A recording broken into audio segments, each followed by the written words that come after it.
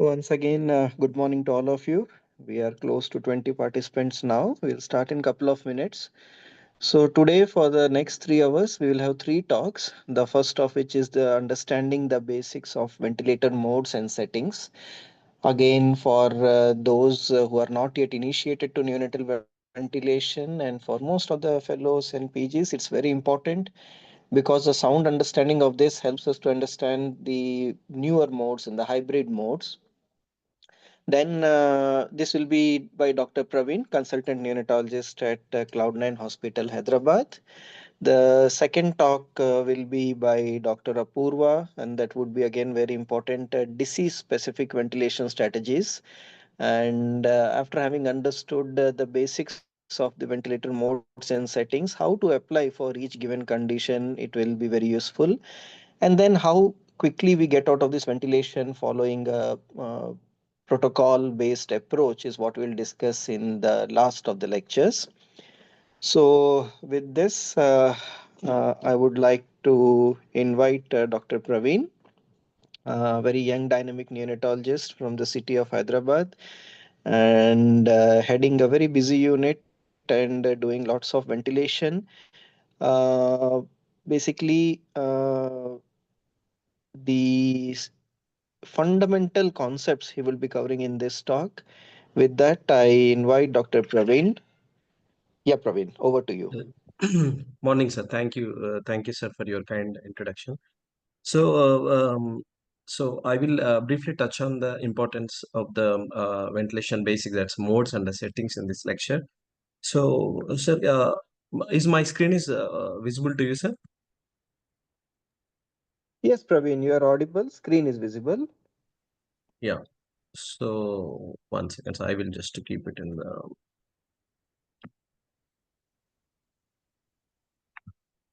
some small glitches there. One second.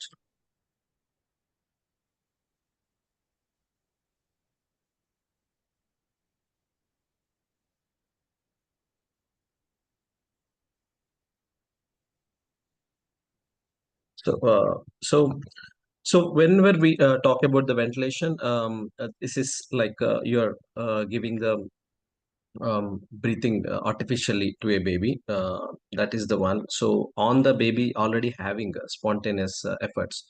The ventilation needs maybe different. Sometimes we might ventilate the baby when the baby is completely having respiratory failure. Sometimes for the respiratory distress, severe respiratory distress.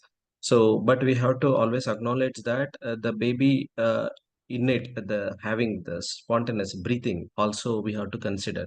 So inflation and breathing are the two terms we have to remember. The breathing is the natural form of the baby, how the baby takes the breath. The inflation is you are giving with emission. So the ventilation is twofold. One is a non-invasive ventilation and other is the invasive ventilation. I will be touching more on the invasive part only because non-invasive is a different topic that will be covered in the different lectures. In the invasive ventilation, we are intubating the baby to inflate the baby's lung and to provide a better oxygenation and ventilation and sometimes supportive care. So our question of interest should be how does this, so coming to the different modes and the settings. So our first question should be how this specific mode work on this device and how can I best use this tool to support my patient. So this is something like everyone will be having the iPhone 16, but how you are keeping your frame and how you are shooting that picture that matters. So the device may be same. It works well in the skilled hands. That is the thing we have to. We have to practice and you have to. It's something like art of the science. So the three key goals are safety of the patient. Always primum non nocere. So the safety is the important, and then the comfort to the baby and liberation from the problem. These are the three primary goals we have to work on. I will just go through the basic principles of lung um, respiratory mechanics. As we know, the lung tries to collapse, and the chest wall also. It's as it is whenever there is inspiration, it wants to come back. So there are two forces that are pulling the lung inside. So to maintain the lung in a open state, we need something like functional residual capacity. So for that, we need the surface tension has to be the optimal and the radius. So if we see this diagram, so whenever the surface tension, according to the Laplace law, the pressure, inward pressure is proportional to the surface tension and it is inversely proportional to radius. The small radius lungs, they will collapse, and the lungs with the more surface, the stiff lungs, they will also collapse. So that's why we have to always consider there are so many factors that are trying the lungs to maintain in an optimal position. Particularly the important things are the surface tension and the radius. So not only this, the lungs will have a lot of resistance factors because of the diameters of the airways and um, um, these are all factors we have to keep in mind. So coming to the compliance, so as we know, we have to ventilate the baby, the lungs in the this optimal zone of normal function residual capacity. So if we ventilate the lungs in the overexpansion zone, the pressure needed to get the same lung inflation will be quite high. And at the same time, if we do in the low FRC, that is atelectic lung, so there also we need a lot of pressure to open the lung to the same volume. So this will cause atelectic trauma, and upper hand will cause the volute trauma. So we have to maintain the lung in the optimal compliance zone, that is the normal FRC. So how do we know this? So to know this, we need to know the basics of the lung mechanics, and also by seeing the baby clinically and some of the investigations, and also some knowing the pathophysiology background of the lungs and how you are titrating your setting. So based on that, you will be knowing what are the things that are going inside. So coming to the ventilator cycle, what is a ventilator cycle? So it will have the inspiratory part and the expiratory part. In the ventilatory cycle, we will have these passes, the inspiratory pass and the expiratory pass, which are more predominant in the volume control compared to the pressure control. As we use the time cycle pressure control, so this is the one the inspiratory time and expiratory pass times are a little bit lesser compared to the volume control. So coming to the pressure control and the volume control, what the control? So how we are controlling the ventilation? So in the pressure control, we set a pressure. So to deliver that pressure, the gas flows will escalate and rapidly and give that pressure. Then the pressure will be maintained at that level. So this is how the pressure control works. Coming to the volume control, it is mainly controlled by the flow rates. So the flow raises, and once the set volume is delivered, and then it falls down. So like that, these so with the because of the flow raises and maintains static part, and that once the desired volume is delivered, then it will fall down. So this is how it works. So the pressure control and volume control, we need to know the basic differences. The pressure control works by the set pressure, volume control by the flow rate, and it will deliver the set volume. And the control, and these are the two main concept behind this. So coming to the trigger and the cycle events. So what is a trigger? The starting point of the breath. So what causes the breath to begin in from the ventilator? That is the trigger point. Then coming to the limit variable, that is the control. So what regulates the gas flow during the breath? That is the limit variable, and the cycling is what stops the breath. So these three terms we should remember: the trigger mechanism, what is the limit, so what is the cycle. So the limit may be the pressure limit or the volume limit. So that is what we have to uh, first understand. So coming to the trigger. So what triggers the ventilator to give the breath? It may be time. So if we fix the time, so this time I want a inspirator breath, the machine will give the inspirator breath at the same time. That is the time triggering, which is the very basic one. Or the pressure drop. So if the baby takes the breathing inspiratory breath, so then there will be pressure drop. Because of the pressure drop, the ventilator will give the inflation. That is the pressure trigger. Then we have flow. So when there is an inspiratory flow, the ventilator give the breath. That is the flow trigger. So something electric signal. So nowadays, this NAVA technology, non neurally adjusted ventilators. So the EDIS catheter. So with the diaphragm contractility, it will before the inspiratory flows happening, the pressure drops happening, it will pick up the trigger the breath. So these are the different type of triggers. So starting point of a ventilator breath. Then the cycling, how we have to stop inflation by the ventilator. Maybe the fixed one. So this much time I want 0.35 seconds. So that much time it will stop. That's the time cycling. Coming to the pressure cycling. So after this pressure limit, so that will stop. Volume cycling, flow cycling. So these all are the cycling. So but the main things we have to remember is the so we should know what is the cycling parameter and what is the trigger parameter. So in that mode, we should understand, and based on that, we have to interpret the findings accordingly. So coming to the hardware, we need a gadget with the it will generate the pressure and it has to regulate, and we need a sensor, pressure sensor, how much pressures the ventilator is delivering at the feedback loops. We need air source, oxygen source, and should be a blender, and we need the FiO2 sensors, because how much FiO2 it's delivering, we should measure that in a feedback loop, and with the circuits and the flow sensor most commonly used in the neonatal practice. So these are the basic hardware requirements for a ventilator to work. And coming to the software, so we need something to titrate the pressures and volumes at the delivered pressure and the timings. We need the software.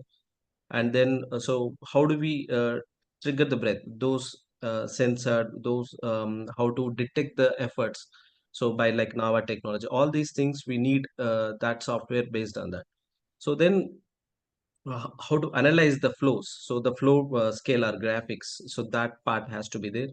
Alarms, alerts, and the graphic representation, all these things comes under the software part of the thing.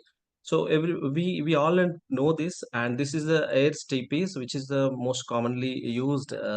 This is the one in the most of the neonatal circuit. So the continuous gas flow with in the expiratory limb, there will be a periodic occlusion, so that the is the pressure will be, or the flow will be more during that period. So this is the basic principle of almost all the ventilators. This might be a pneumatically devised or electronically devised thing, but this is how they will work. So coming to the triggers sensor. So we already know that the trigger is the most important part of the neonatal ventilation. So what is the characteristic of a ventilator trigger which works for the uh, patient trigger ventilation or the better synchrony of the baby? So it should have a high sensitivity. It should must respond quickly, because of they will have rapid rates, and so because of that rapid rates, the trigger has to pick up the thing. Though, so it has to work even there is a little bit of leak from the side, because there will be glottic leak. So even though then it has to work, so by some compensation technology, and it there should be less artifacts. So some whenever the baby is crying or something, then the artifacts of flow which will trigger unnecessarily will result in over triggering. So the response time should be very quick. So it will be in the milliseconds. So these are the requirements of a proper trigger. So then, so coming to what are the objectives of our ventilator is, so it has to give the positive pressure to the baby, it has to give the oxygen, and it should be warmed and humidified gases, and it has to give the alarms whenever there is inappropriate delivery pressures, and then it has to guide us in adjusting the settings. So these are the basic requirements from our end. So coming to the oxygenation, what are the parameters that will determine the oxygenation? FiO2, how much is the peak inspiratory pressure, and uh, peak in expiratory and expiratory pressure, what is the time, inspiratory time, and the flow pattern. So these are the four important parameters: FiO2, PWP, inspiratory time. These are the one that will decide the oxygenation. Then carbon dioxide removal, that is ventilation, is dependent on the difference between the PIP and the PEEP, and respiratory rate, so particularly expiratory time, and along with that it depends on the ET tube parameter, like way the size of the tube and the position, whether there's a block is there. These all parameters will depend on the carbon dioxide removal. So coming to the so what are, so we have started a baby on the we have decided first to start the baby on ventilation because the baby having respiratory distress. So then so what are the settings we have to start, that is the one, and what are the things we have to monitor, and when to start, when to stop. These all parameters we have to consider.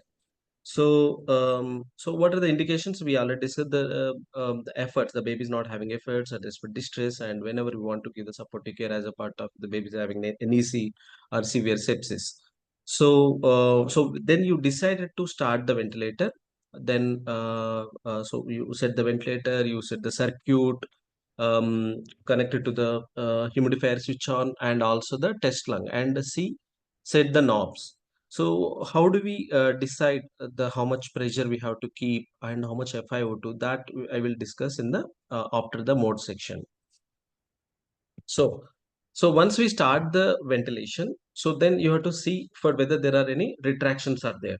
So whether the chest rise is optimal or not, whether the air entry is equal on the both sides, whether the saturations are maintaining in the optimal level, and then so based on the X-rays, the inflation if it is optimal or not. These are all settings, so the clinical findings and the parameters we have to see once we start the ventilation.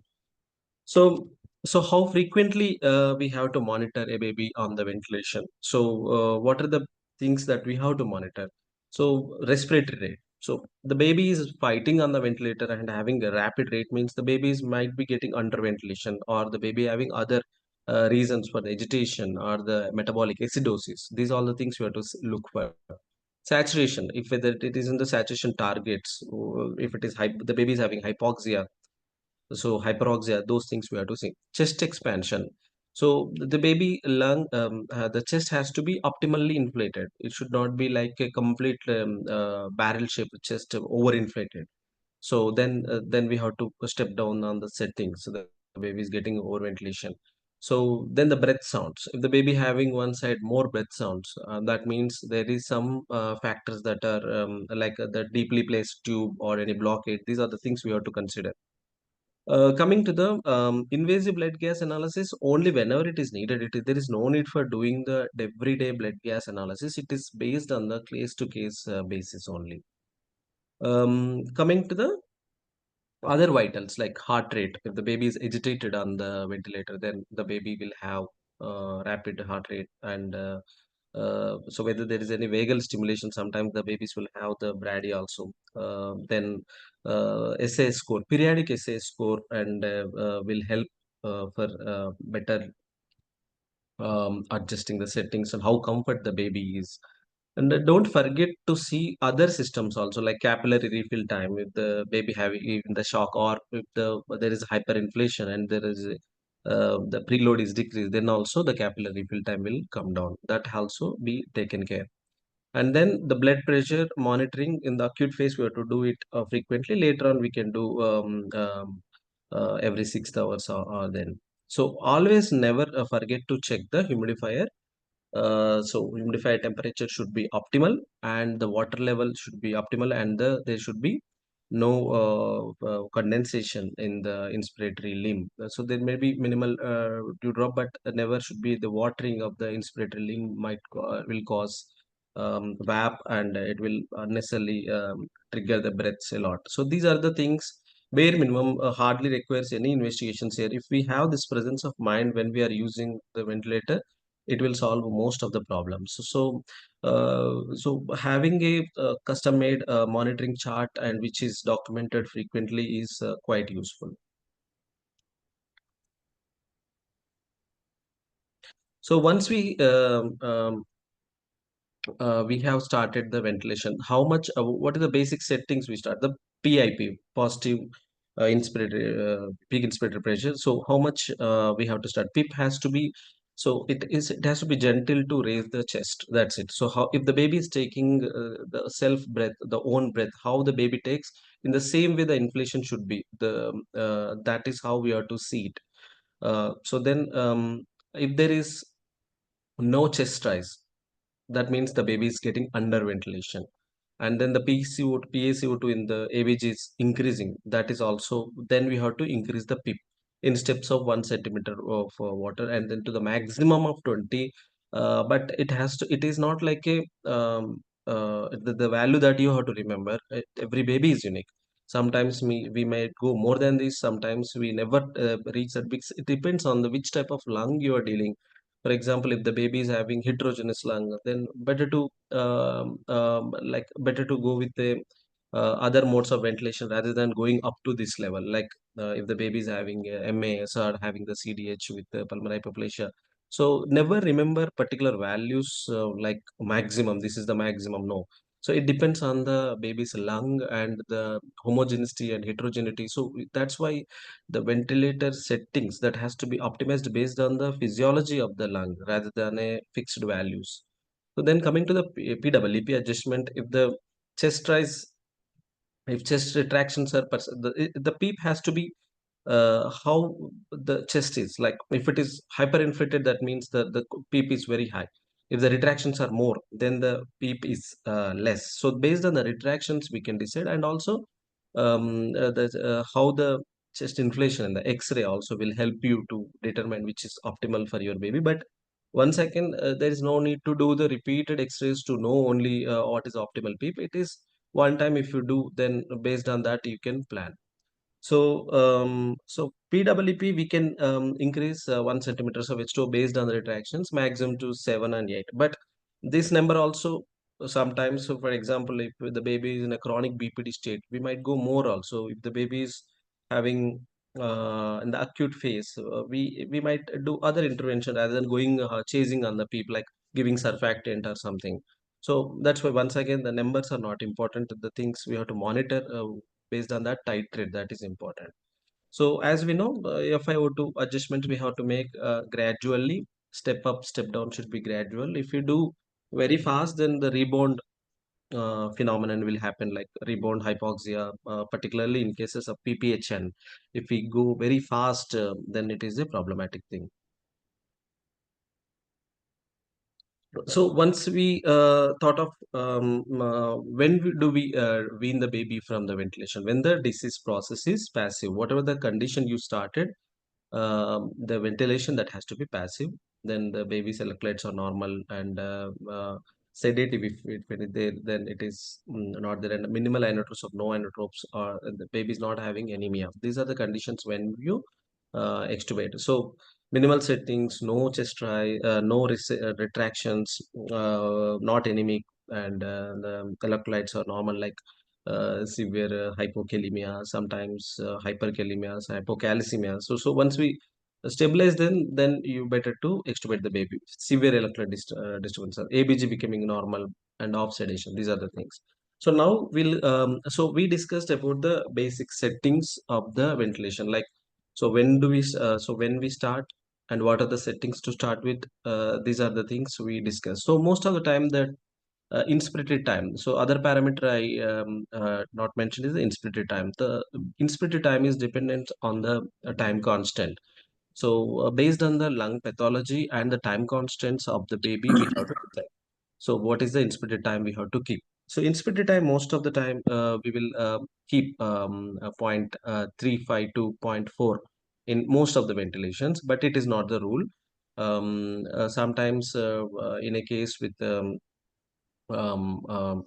babies with more stiff lungs and rapid where the time constants are quite shorter, then we have to give the TI less, like 0.33, 0.35. Severe RDS cases, so quite premature babies, so the TI should be less.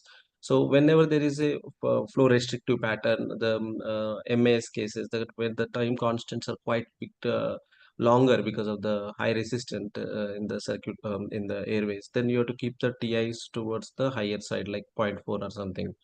So this is one more important thing. So consider TA based on the baby's background. If the baby is having severe BPD, established BPD, then we need to have a little bit more TIs. In the acute phase, we need in the same condition like severe RDS, we need less TIs, like that. And coming to the rate, so this also depends on the baby's condition. If the baby is having acute severe respiratory distress and quite tachypneic and having severe retraction, then we might keep more rate at that time. But if the baby is in the weaning phase, we start coming on the rate like 30, 25 or something like that. And then if the baby is on apnea based ventilation, the rate might be quite low, like 20 also we can keep. So if the baby is only ventilated for the purpose of apneas, So these are the things. So then, so this is the basics about the TI and the rate parameters and the other settings. So coming to the modes, generally we know these are the modes: assist control, SIMV, pressure support ventilation, and the volume guarantee. These are the basic modes I'm going to touch, not going into the depth of all these things. So what are the setting? What are the differences between the these modes and the conventional IMV? So in the conventional IMV, the lung inflation occurs periodic at fixed intervals. So we set the time. I want 30 breaths in a minute. So the fixed intervals, whether the baby is taking expiration, inspiration, whatever the baby, the breathing speed, it doesn't matter. Everything is cycled by the time. So inspiration based on the time, the trigger is time, and cycling is also time. So in this system, what will happen? The two systems are breathing in the isolated giving its own inflations, and the baby is taking own breathing. So own rate and inspiratory time.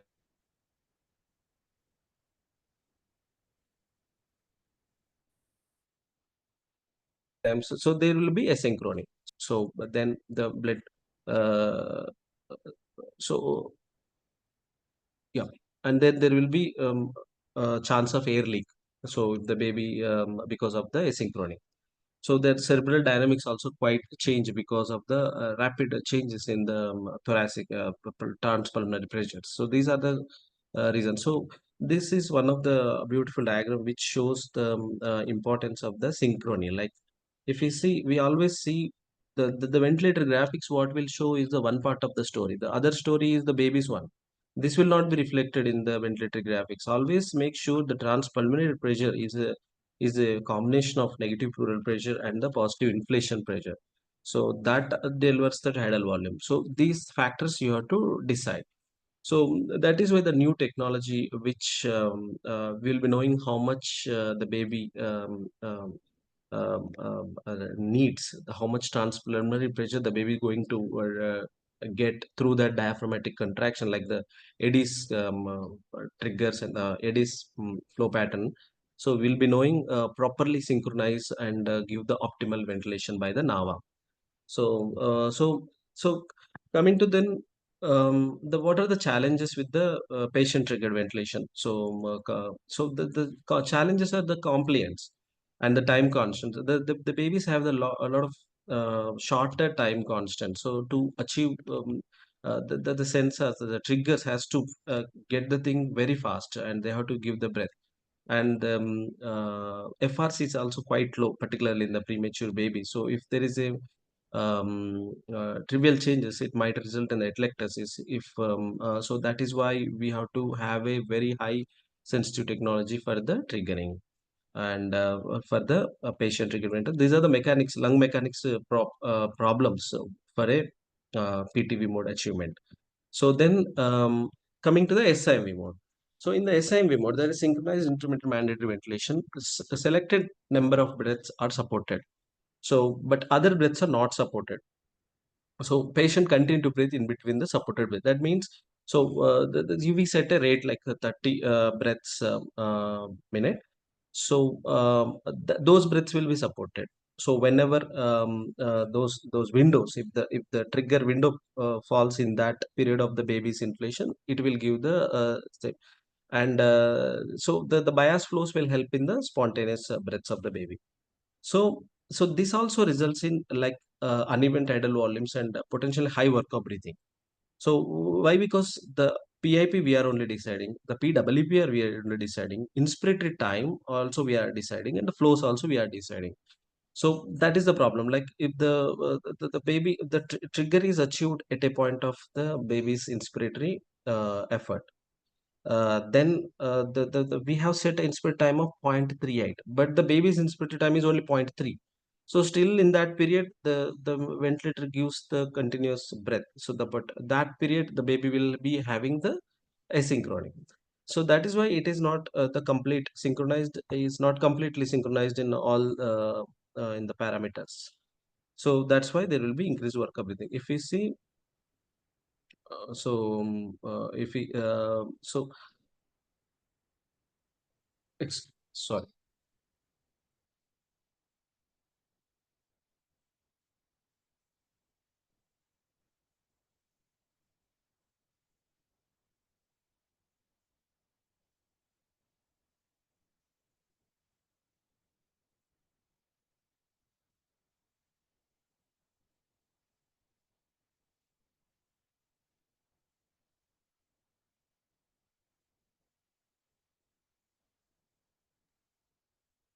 Sorry, my phone is in.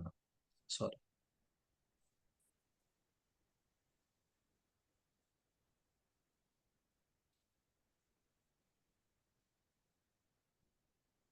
So so in the assist control, not only the fixed number of breaths, so the all spontaneous breaths are synchronized. Every breath is synchronized, so it is assisting the baby. So the rate is decided by the patient, and other parameters like PIP, PWP, inspiratory time, and flow are determined by the operator. So how many breaths the baby wants, that many breaths are given by the ventilator, by the assist control. So there will be backup rate if the baby goes into the apnea. So then the machine will give the backup rate. This is how the assist control mode works. So so in the so all breaths which are taken by the baby will be assisted in this mode. So that there will be less work of breathing and less variable tidal volumes, and so because of this there will be more rapid weaning and small fluctuations in the blood pressure. So because every breath is assisted, supported by the, assisted by the ventilator. So if you see in this diagram, so you can see all breath, this is the transplant pressures, how they are maintaining well all across all breaths, the transplant maintaining very this thing constant. So, so in this diagram also, if you see the negative side is the baby's breaths, and the positive inflations are seen on the above this axis. So all the efforts, whichever the baby is having, all the efforts are controlled by the assist control.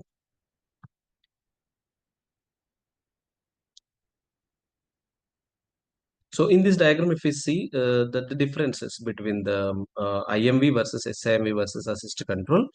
So if you see this one, the assist control, all the graphs are falling in this volume pressure. If you see this graph, so it's beautifully aligned. So it's a uniform ventilation is happening in this compared to the IMV and the SIMV. So SIMV, the breath that are not given the positive breath, having the low. So if you see this one, they are in the small in size, but the other breaths are controlled well, are like this. So and here we see a lot of turbulence and patterns of asynchrony happening here. So that is why assist control compared to the SIMV is a better mode of synchronized patient triggered ventilation. So coming to the pressure support, till now, even though the triggering is happening uh, by the machine in the assist control and the assist control and the SMA, the triggering is happening by the baby, like the flow changes. But this the end of the breathing is controlled still by the ventilator. So when to stop the breath is still controlled by the ventilator. The pressure support ventilation, so all ventilated breaths are triggered by the patient, same like assist control. Once the breath is triggered, once the pre-decided pressure is reached at the airway, near the end of the breathing, so with the drop of the flow, the breath is stopped, terminated. So this is how the pressure support ventilation, which is more physiological for a baby. So the breath is triggered by the baby and stop the cycling also happening by the baby. This is how uh, it has the baby has control over the rate and the inspiratory time. So this is one of the um,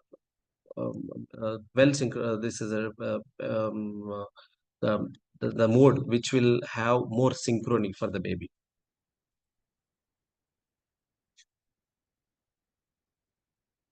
So when we come to the comparison between the different modes, so if we see here, so in the IMV mode, this is a CMV mode, there will be no trigger. So all the breaths based on their timeline, they will fall in place. So, so the ventilator respiratory rate is fixed, and the inspiratory time is fixed, and PIP is fixed. There is no each breath. There is no guarantee each breath will get the assistance, because it depends on the luck of the breath. So, if we see in a way, ventilator, the breathing cycle and the ventilation, most of the time, this 70 to 80% of the time, IMV breaths will be asynchronized. Only 20% of the time, the IMV breaths may be synchronized because of the chance factor, not because of anything else. So that's why we never use this mode in general in the invasive.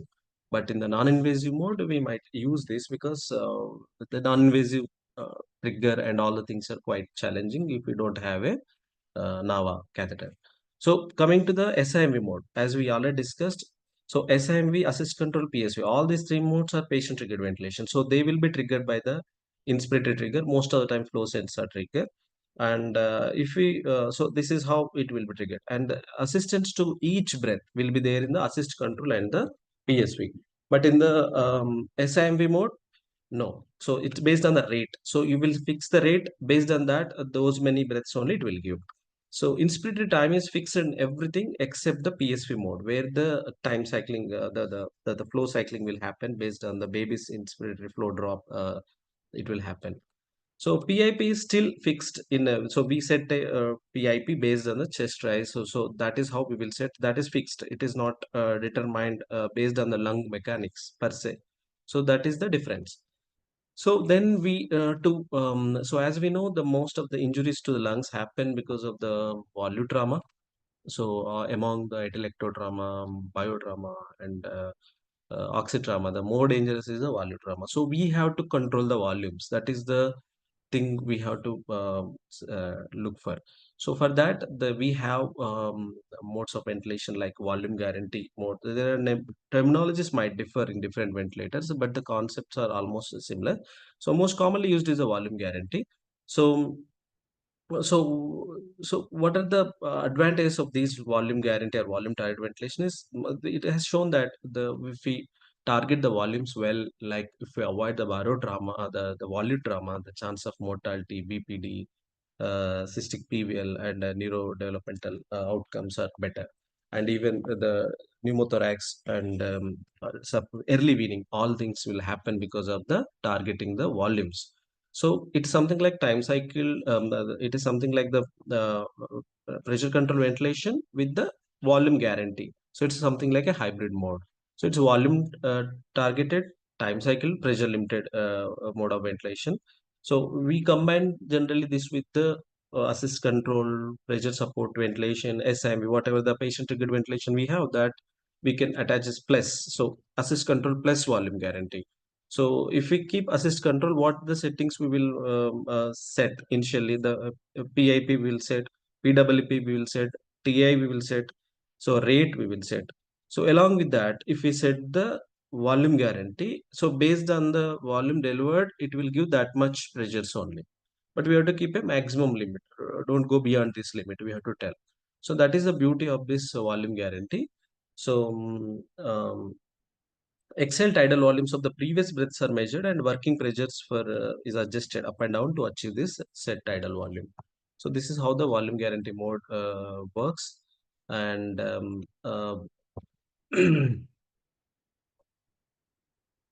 so the main advantage of volume guarantee is the avoiding the overinflation, which is the main culprit for the BPD and the mortalities. So, so most of the time, the VT, if it is going more than 130, like 30% more, then the inspiration gets the terminated. So, there will be separate algorithms for triggered breaths, untriggered breaths. So, the beauty of this thing is auto weaning, like the baby lungs compliance. You have given surfactant. Before surfactant, the pressure the baby might require more, even with the VG. But after surfactant, the pressure requirement less. So if we keep on giving the same pressure, so the chance of the injury BPD will be more. So that's why if we keep on this volume guarantee, if you add, then the as the compliance improves after surfactant, the pressures will come down slowly. So that is the beauty of the volume guarantee. So most of the time we will give the ventilation with the volume guarantee only. There is this is one of the beautiful way to ventilate the babies. So then if we see this graph, so if the volume guarantee, how the pressures and the volumes so are stable. If we volume guarantee, if we keep the volume guarantee, how if you see this, the volumes. So here, if we see here, the stable. But if we switch off this volume guarantee, the volumes are quite changing here. But here, if you see, there is not much. variation in the pressures. You set the pressures almost similar, like 15 by 5 you kept. So there is no much of pressure change, but the volumes are changing in real time horribly because of the changing dynamics of the lungs. That is why this image will, you have to remember this image to know that this is how the babies has to maintain a typical volume. So as this is like it will cause less risk of value trauma, stable VT delivery, and less people, especially if spontaneous efforts are present, automatic weaning. So but some caveats are there, like the term guarantee is misleading because and it is not something like it is not guarantee, but because so many factors are there to it will limit the this thing, because if there is a leak is there, that is also having the thing. And sometimes if the baby is having rapid rates, to get that volume, to measure the volume by the ventilator is also problematic thing. Some of the times in the very acute phase, we might not start with the VG directly. We'll start with assist control. Then over a period of time, we will see the trend of the pressures. And but we have to keep an eye on the volume. The display will show the volumes that are delivered. Based on that, over a period of time, we will switch on to the volume guarantee. So, because during rapid breaths, the time for the machine to detect that will be problematic. The volume detection might be problematic, particularly the leaks if it are more. Then even some new machines are having the leak compensation technology. That point you have to remember. And the some of the problems are like forceful exhalations. So some of the times the baby will take much large inspiratory effort that miscalculate the volumes required. Diaphragmatic braking, these are all are will give the frequent alarms that we will discuss in the workstations part, how to manage a baby on the volume guarantee.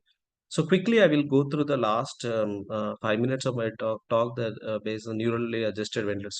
So we know that we have to trigger the breath. So most commonly used trigger is the flow trigger. So with the flow drop with wire anemometer technology, it will detect the baby is taking inspiratory breath. So then, so anything that is better than this. So that is the NAVA. So where the signal will be detected from the diaphragm, and before the effort starts, it will pick up the signal and it will help the trigger pad ventilator to give the breath. So NAVA utilizes the electromyographic signals from the diaphragm to trigger and modulate the ventilation. So the pressure delivered by the ventilator proportional to the patient effort. If the patient is taking a lot of effort, the baby is having severe retractions, means the diaphragm pull is more. Then the diaphragm pull is means that more diaphragm contractility means the baby needs more pressure, the support. It will automatically give the more pressure based on the diaphragmatic activity. So that is the beauty of the NAVA. And I'm not going into details of this NAVA here. Um, but we need to know the very basics. When the brainstem respiratory center sends a signal to diaphragm, then the electrical signal is delivered. That is eddy. So, so eddy peak represents the inspiratory effort. Eddy minimum is the tonic contractility of the diaphragm. So that will help the lung to open. So it will prevent the alveolar derecruitment. That tonicity of the diaphragm, that is the eddy minimum. Eddy peak is the inspiratory effort. On that, the inspiratory efforts will cause. The trigger is the baseline activity. If it increases more than this, then there will be impending inspiration. These are the basic terms we should know. The eddy's peak is the inspiratory, and trigger is the starting point, and the minimum is the tonal phase of this thing. So based on the catheter sizes and the patient weights, we have how to position the catheter properly and what are the basic settings we have to keep. So most of the time we'll keep zero point 0.5 as the eddy triggering, and the support levels, how much minimum, max, all these things are very interesting. And so whenever the eddy peaks are getting more, that means the baby's breathing pattern is increasing. So then how do we manage that? It's a very interesting thing to learn and practice. And to summarize, so neonatal ventilation requires a careful mode and setting selection. Which mode you have to select, and which condition, the disease specific ventilator modes will be discussed in the next lecture. So, but the basic mode, understanding of the basic modes and what are the settings, how do we decide on the PIP and PWP and the basics of these things, we should be very clear. Even your ventilator machine will have a different terminology like volume guarantee and other will have different terminology. You should know what is there in that. So proper oxygenation, ventilation, and lung protection. These are the three. Never see as only oxygenation. Sometimes the PCO2 that is a surrogate for the ventilation that also we have to consider. Even the lung protection we have to always think of. So every day we have to think whether we can pull out the tube, timely winning, but never too fast or never too slow. So we have to time it in an appropriate way, which requires art of this science. Thank you.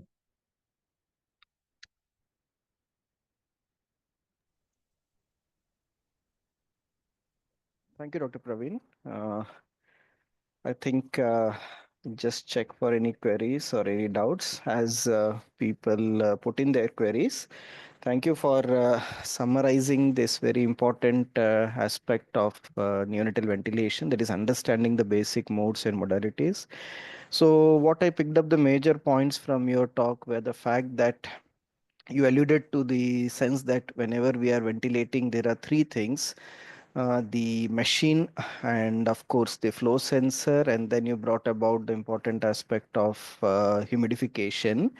So in the initiation of ventilation, I think you said that any breath from the machine is artificial breath, in the sense that we all are negative breathers, but here we are giving positive pressure ventilation from a machine. So the first important thing is to coordinate with the baby's breath. So, and that is what you said as the synchronization. And to achieve this, we have at the heart of the ventilator, that is the flow sensor. So synchronization, and based on that synchronization concept, you said there are either SIMV, assist control, and you talked about the other aspect, that was the after the trigger, it was the termination. That is, once the patient's breath is detected, then as per the setting, the breath is delivered. Either the machine is asked to deliver certain pressure or certain volume, and from inspiration go into expiration based on either the machine's set TI time or detecting the baby's breath going from inspiration to expiration. So when we decide the I time, you said it is time cycled, and when we leave it to the baby, you said it is flow cycled.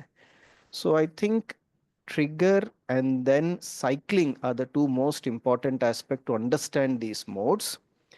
And in the IMV, you said there is no synchrony. In SIMV, the machine is kind of waiting for the baby's breath to initiate and then coordinate. If not, it gives an assured set rate. In assist control, all the modes breaths are supported. Then I think you brought about the concept of the flow cycling in the PSV. And then I think you also touched upon the fact that the settings, the knobs on the machine, we have PIP, PWP, TI, and we have the rates. And in some machines, we have the flow, and then, of course, the FiO2. PIP, we decide based on the chest rise, and PWP, of course, retractions and lung volume. And that's what Dr. Srinivas sir yesterday told in his lecture. TI based on the concept of the compliance, and this will be carried forward with Dr. Apurva in her talk. And then I think FiO2 as set target, and also you talked that some machines we have to set the flow, but in the modern day machines, flow is also left to the machine. Then of course you also gave a brief zest of the hybrid or the upcoming modes, which we'll have a detailed talk later. And the two important things: oxygenation, ventilation. For oxygenation, I think the mean airway pressure, which in turn is dependent upon PIP, PWP, and TI. And for ventilation, obviously it is the rate and the TI again. So sorry, TE, that is the expiration time. So these are the major takeaway points. Again, I'm sure for most of the attendees and participants, uh, I think synchronization is a must. Without synchronization, there cannot be any neonatal ventilation. Possibly in acute disease setting, we would be targeting all the breaths to achieve an optimum minute ventilation using assist control. Preferably targeting the volumes is what I think the current understanding is. And then to understand these things better in individual disease setting, we will move on to the second talk. While I would again request all the participants to put in their doubts here so that we can discuss. Once again, thank you, Dr. Praveen, for that wonderful talk. With that, I would Thank you, like sir. to invite for the next talk Dr. Apurva. She is a consultant neonatologist at Fernandez Hospital, again with very keen interest in neonatal ventilation. She would be talking about how to choose the settings or how to optimize the settings for each disease specific ventilation. With that, I welcome Dr. Apurva. Praveen, if you can just stop sharing. Yeah, welcome, Dr. Apurva. Thank you so much, sir.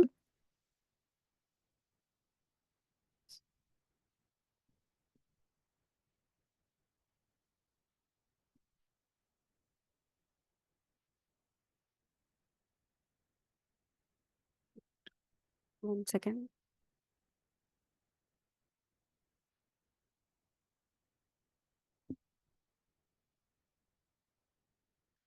Am I audible and is my screen visible?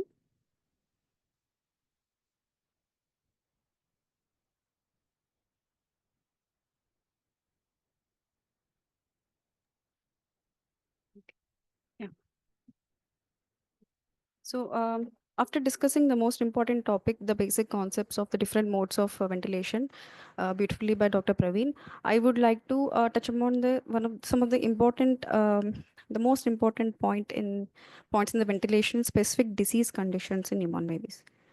So, we need to understand that mechanical ventilation is 5% machine and 95% physiology.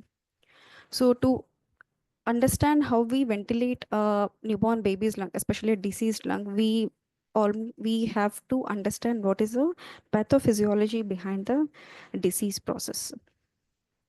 So we have to aim to ventilate the lung depending upon the pathophysiology of the disease, and we have to change the ventilatory strategy. It's always an individualized ventilatory strategy that we aim to have. As the pathophysiology changes, we need to change the strategy as well.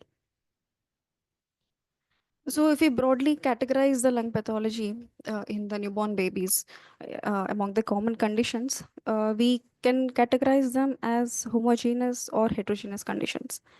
Okay, so homogeneous conditions, they are more like a single compartment model where almost all the alveolar units of both the lungs, bilateral lungs, they almost have the days of the similar disease or pathophysiology pattern. So the most common example of a homogeneous disease state is respiratory distress syndrome in a preterm baby and as well as a pulmonary hypoplasia. And when if we talk about heterogeneous lung diseases, so heterogeneous lung diseases in the sense that different alveolar units have different uh, lung mechanics in terms of their time constants, in terms of the resistance, compliance. Some units may have normal compliance and resistance. Some units may have increased or decreased resistance or the compliance. So these are grouped into heterogeneous lung diseases, and the most common lung diseases, heterogeneous lung diseases are meconium aspiration syndrome and PPD and as well as a pulmonary interstitial emphysema. So I will try to go through all this pathophysiology of all the conditions and how we ventilate the lung in such situations. So first I will talk about the homogeneous disease states. So for uh, let us we have a baby born at 27 weeks, preterm baby with 1000 grams, and baby had respiratory distress soon after birth, and baby was started initiated on CPAP with a PEEP of 6 and 30% FiO2 at 1 hour of life, sorry, it's hour of life. So the baby required about PEEP of 7, and the distress had worsened with the SA score of 6 by 10, and effort requirement had increased to 60%. So the most common diagnosis, if you see the X-ray, it is a severe RDS. We can see almost a whiteout lung in this X-ray. And the ABG of the baby had shown pH of 7.02, PCO2 of 70, PO2 of 45, and bicarb of 17. So this shows that the baby has a respiratory acidosis. So now, how? So the first question is, do we ventilate the baby or not? If we decide on ventilating the baby, what are the initial settings that we start on, and how to optimize the settings as a disease process evolves. So yes, the first question, to answer the first question, we would ventilate the baby because the baby has a severe respiratory acidosis, and the X-ray also suggests of severe RDS picture. And the baby is on a maximum CPAP setting with a PEEP of 7 and effort requirement of 60.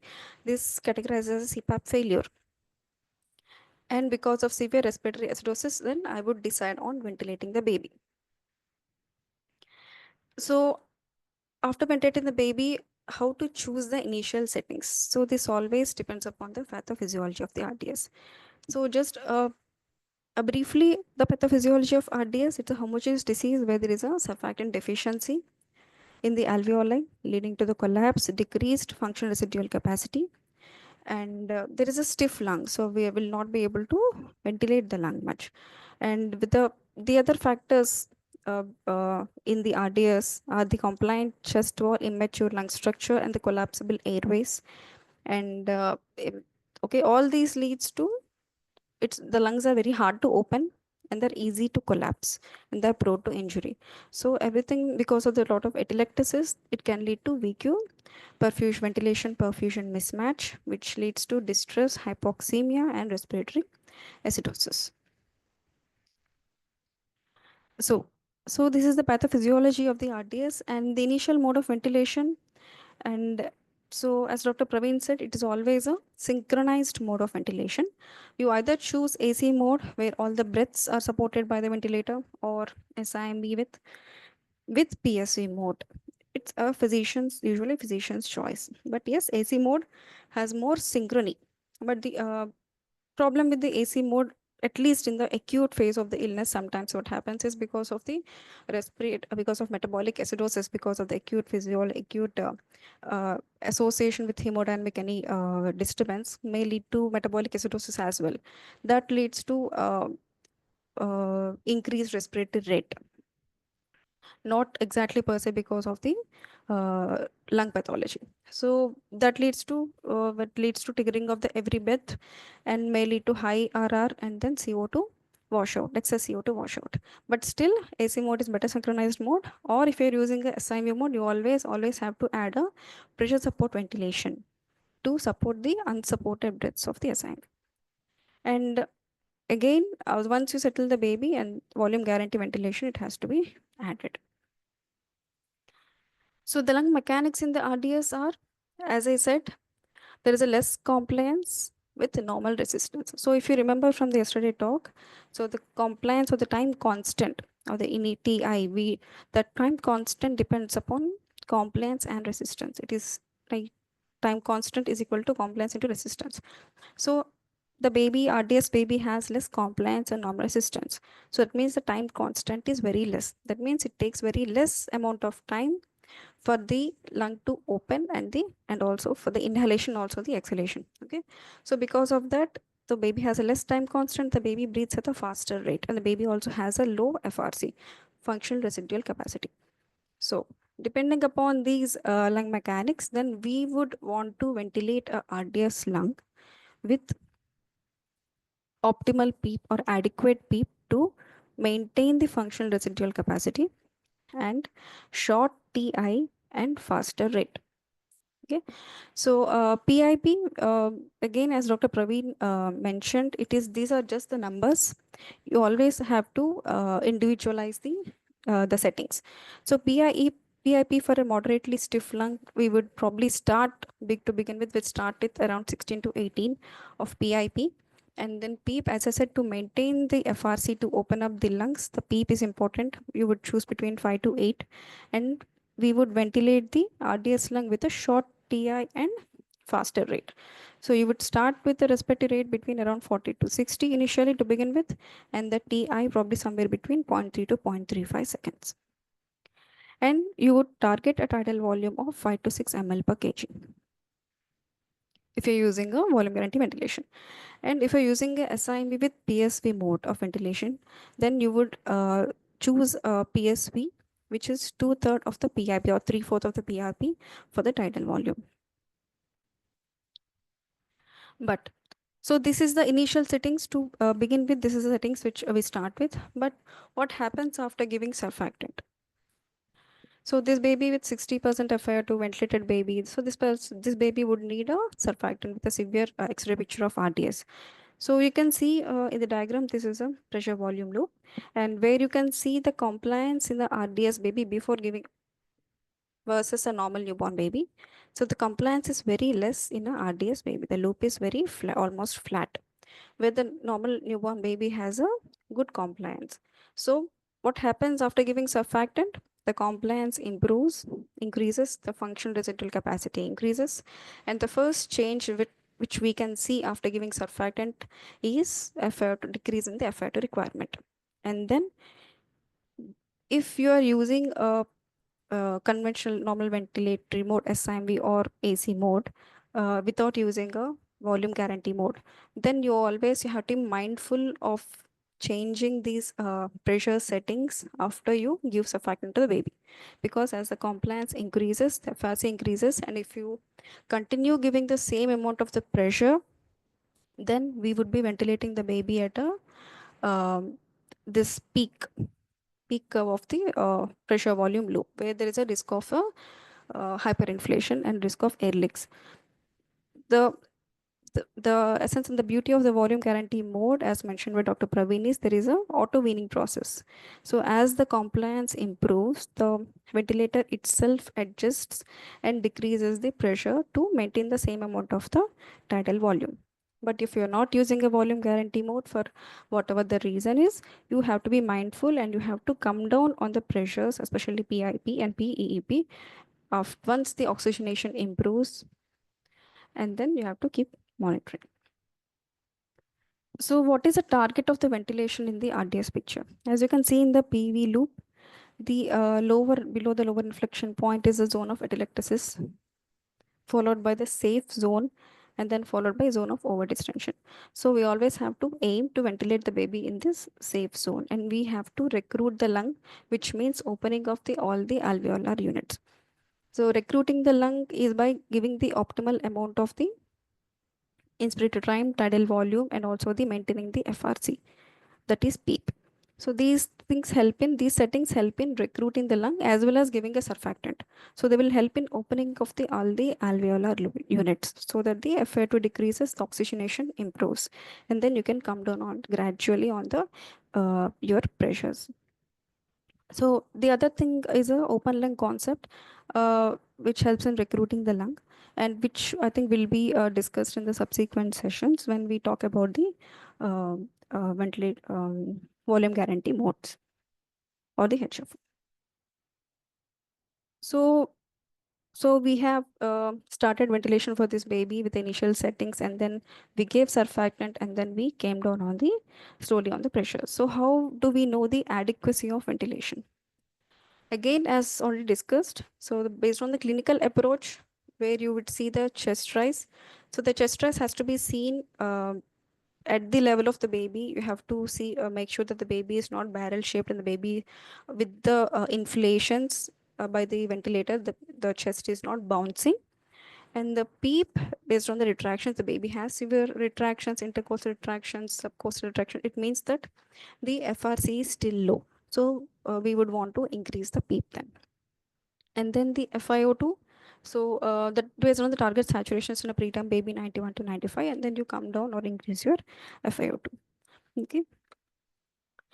The radiological signs which show that the lungs are adequately opened and ventilated is the chest X-ray, where we see around 78 of the posterior and coastal spaces they would be visible, and the ABG targets. Your target pH would be around between 7.25 to 35, PO2 between 50 to 80, and then the PCO2 between 45 to 55. So, and how do you want to change the settings based on the ABG? So for that you need to understand um, so what are the settings which affect the oxygenation, which affect the ventilation. Okay, so if for example we have in the ABG we have noticed a high PaO2 and low PaCO2. That means there is a good amount of or increased oxygenation and also increased ventilation. So you have to, that means a high minute ventilation that is going on, and we are also giving a high map, so we have to come down on the PIP. If the PaO2 oxygenation is low and the PaS normal and PaCO2 is low, that means you are giving high minute ventilation, so the action would be to decrease the rate. Okay, so these are uh, some of the settings changes which you have to keep in mind based on the ABGs. Okay, and so for this baby of for the RDS baby, you have ventilated with the initial settings. You gave surfactant. You came down the settings later on as the compliance has improved, and then you adjust based on the ABG, based on the clinical parameters, X-ray as well as the ABG. Okay, and then the most important point is to troubleshoot when the baby is on a ventilator, especially in the acute phase of the RDS, where sometimes we see there is a lot of patient ventilator asynchrony. That means nothing but the baby is actually fighting the ventilator. So the most important point is always to use a, so how to troubleshoot, to use a synchronized mode of ventilation, and with a proper developmental supportive care, nesting, and nursing in a quiet environment. And always you need to, we have to optimize the TI based on the flow scalars. So we have to make sure that we are ventilating an RDS lung which is closer to the baby's TI. So which is, we know that for RDS baby the TI is less because of the decreased time constant. So you have to optimize the TI based on the flow scalar, as well as we have to keep checking as the compliance improves. We have to keep modifying the TI, and then by removing the water in the circuit, because water in the circuit can again trigger the breaths, increase the rate. So any appropriate size ED tube to minimize the leak, because this can also trigger the extra breaths. And then if after addressing all the issues, and the final thing would be to change the mode of the ventilation. So this is about RDS, and the weaning and extubation will be uh, of all the in general will be dealt in the subsequent sessions. So one more important homogeneous lung disease which we see is a pulmonary hypoplasia. So what are the risk factors for pulmonary hypoplasia? If there is a severe oligohydramnios or anhydramnios, especially during the canalicular phase of development, especially between probably around 16 to 26 weeks, if there is a leaking PV, whatever the reason is, there is a severe oligohydramnios that will affect the lung growth, and severe renal dysfunction leading to oligohydramnios, and then extrinsic compression by either congenital diaphragmatic hernia or your CPAM, or severe pleural effusions can also lead to pulmonary hypoplasia, and very rarely any restrictive skeletal disorders or neuromuscular disorders. So what is the pathophysiology of the pulmonary hypoplasia? As I said, it, especially pulmonary hypoplasia in the canalicular phase of development, in embryological development, it impairs the lung growth. In terms of, there will be less number of the air exchange units, alveoli. So alveolar simplification, there is a less area for gas exchange, and there is also the maldevelopment of the lung vessels, which also leads to pulmonary hypertension. So whenever we come across a baby with such risk factors and also pulmonary hypoplasia, then what is a ventilation strategy that we follow? The most important concept is the gentle ventilation. Okay? Because of the less number of the alveoli and less number of the less area for the gas exchange and simplification, we have to make sure that we are not giving excess of the mean airway pressure or excess of the pressure for the such lungs, because any excess of the PIP or map increases the risk of your air leaks in such babies, and again barrow and volume trauma for the already hyperplastic lung. So you would target probably a tidal volume of around 4 to 5 ml per kg and a PEEP of around 5 to 6, depending upon, again these are Again, the numbers you have to again individualize based on how the baby is on ventilator, as already discussed, based on the clinical parameters and the x-rays and also the oxygenation ventilation as seen in your ABGs. So the main strategy would be in such babies with pulmonary hypoplasia would be to avoid overinflation by decreasing your MAP, and then avoid overinflation and high tidal volumes. So lung hyperplasia, it is so one of the condition where lung hyperplasia is seen is CDH. So you can see this is a term neonate with already diagnosed, antenatally diagnosed left congenital diaphragmatic hernia. So how does CDH cause hypoplasia? So to understand, to ventilate such babies with CDH, you need to understand what is the pathophysiology of the lung. So earlier it used to be, they thought that the lung hypoplasia is on the same side of the uh, hernia, where because of the compression the lung growth decreases. But now it is, the concept has changed, and this is a dual hit hypothesis, where during the development of the during the embryonic phase, along with the diaphragmatic defect, there is also in that phase there is an abnormal development of the lung. That is the most important thing, and that is followed by compression of the lung because of the herniation of the abdominal contents. So it is not the only same side lung which is hypoplastic. So in a CDH baby, there is a bilateral lung hypoplasia which is seen, and the pulmonary remodeling also occurs in the CDH lung. So that leads to pulmonary hypertension. So how do you ventilate a baby with CDH, congenital diaphragmatic hernia?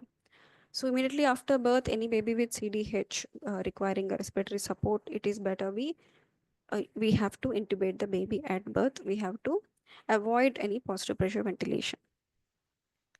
And then you would start with a PIP depending upon the chest rise and the PEEP of 3 to 5 centimeter, and the target tidal volume would be around 4 to 5 ml per kg. Okay. So these are the initial settings, and then you change these depending upon the clinical X-ray and the ABGs. And any baby requiring PIP on the conventional ventilation by more than 25 centimeter water, then it is preferable that we ventilate the lung with HFO ventilation, along with addressing the pulmonary hypertension if there is any. So what are the goals? So the goals would be that the preductal saturation to be maintained between 85 to 95 because of associated PP pulmonary hypertension. The target would be to maintain a postductal saturation above 70, pH of more than 7.2, lactate less than 5. So we have to make sure that there is a good end organ perfusion. We not put more than 1 ml per kg per hour, and we would accept uh, permissive hypercapnia in such lungs. So we can accept, so these are the European consensus on CDH, where they accept around 50 to 70 mm mercury of PaCO2. So this is a gentle ventilation where if we target a very less PaCO2, we would be giving more of the MAP for the baby. So in order to prevent any further lung injury, then we would want to accept a higher range of PaCO2. And in the chest X-ray, we can see we would target 8 to 9 drips in the contralateral lung. Okay, so along with that, we have to so conventional versus HFO as the initial mode of ventilation in babies with CDH. I think the consensus say that we start with the conventional ventilation. If the MAP is going beyond, mean air pressure is going beyond around 11 to 12, or if the PIP requirement is going beyond 25, then you would think of HFO ventilation in such babies. Okay, so in whenever we ventilate a baby with CDH, so the surgery is not emergency.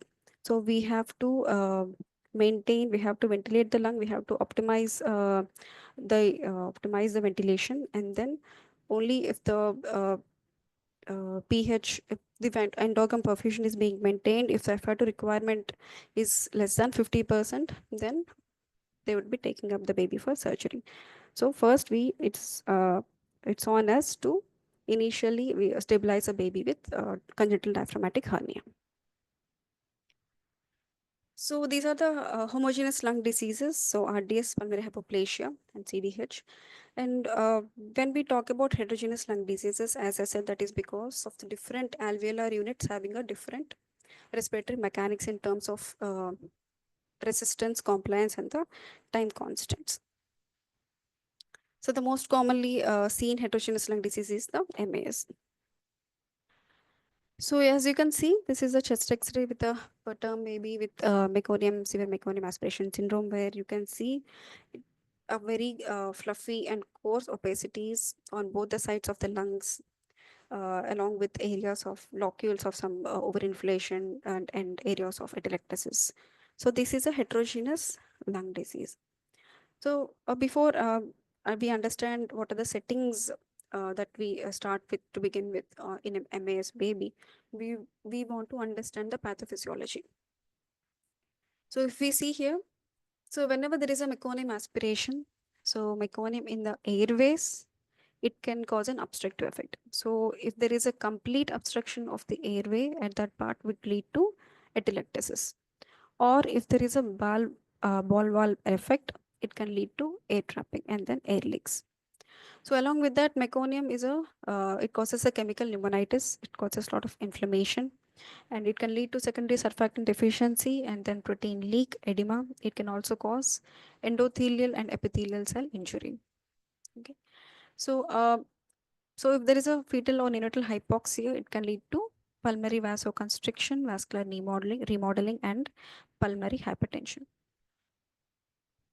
So this is the ball valve mechanism where I said if there is complete obstruction of the airway leads to collapse.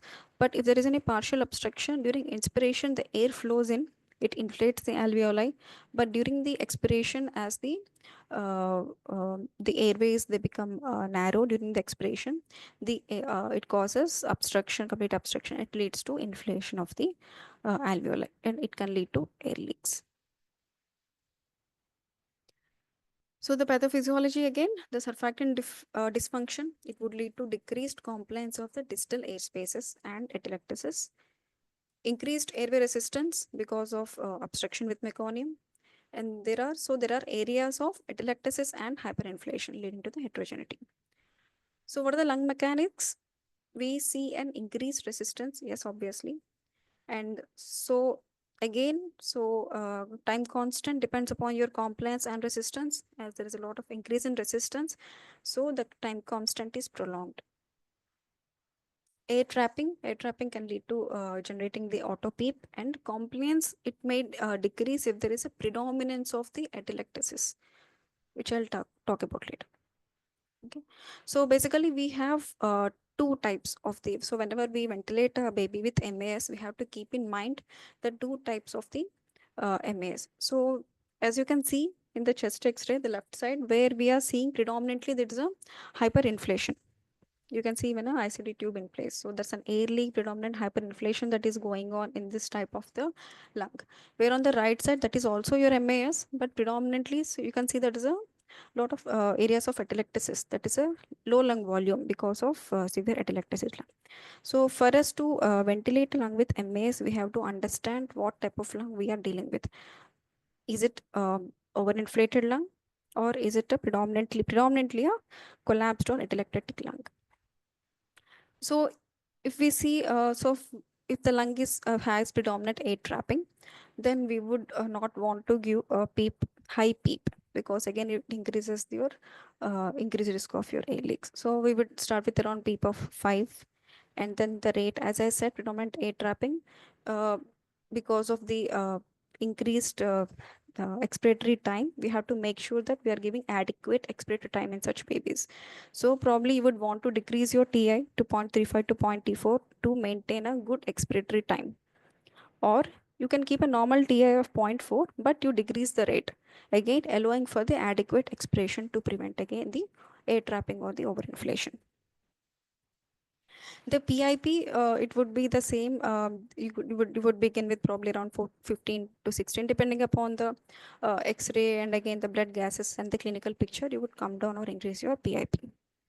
If we are ventilating a MAS lung with predominant alveolar disease with low lung volumes, then you would we have to open the lung because of the atelected lung. We have to open them with giving a good amount of tidal volume, 5 to 6 ml per kg, and a PEEP of 5 to 8 centimeter.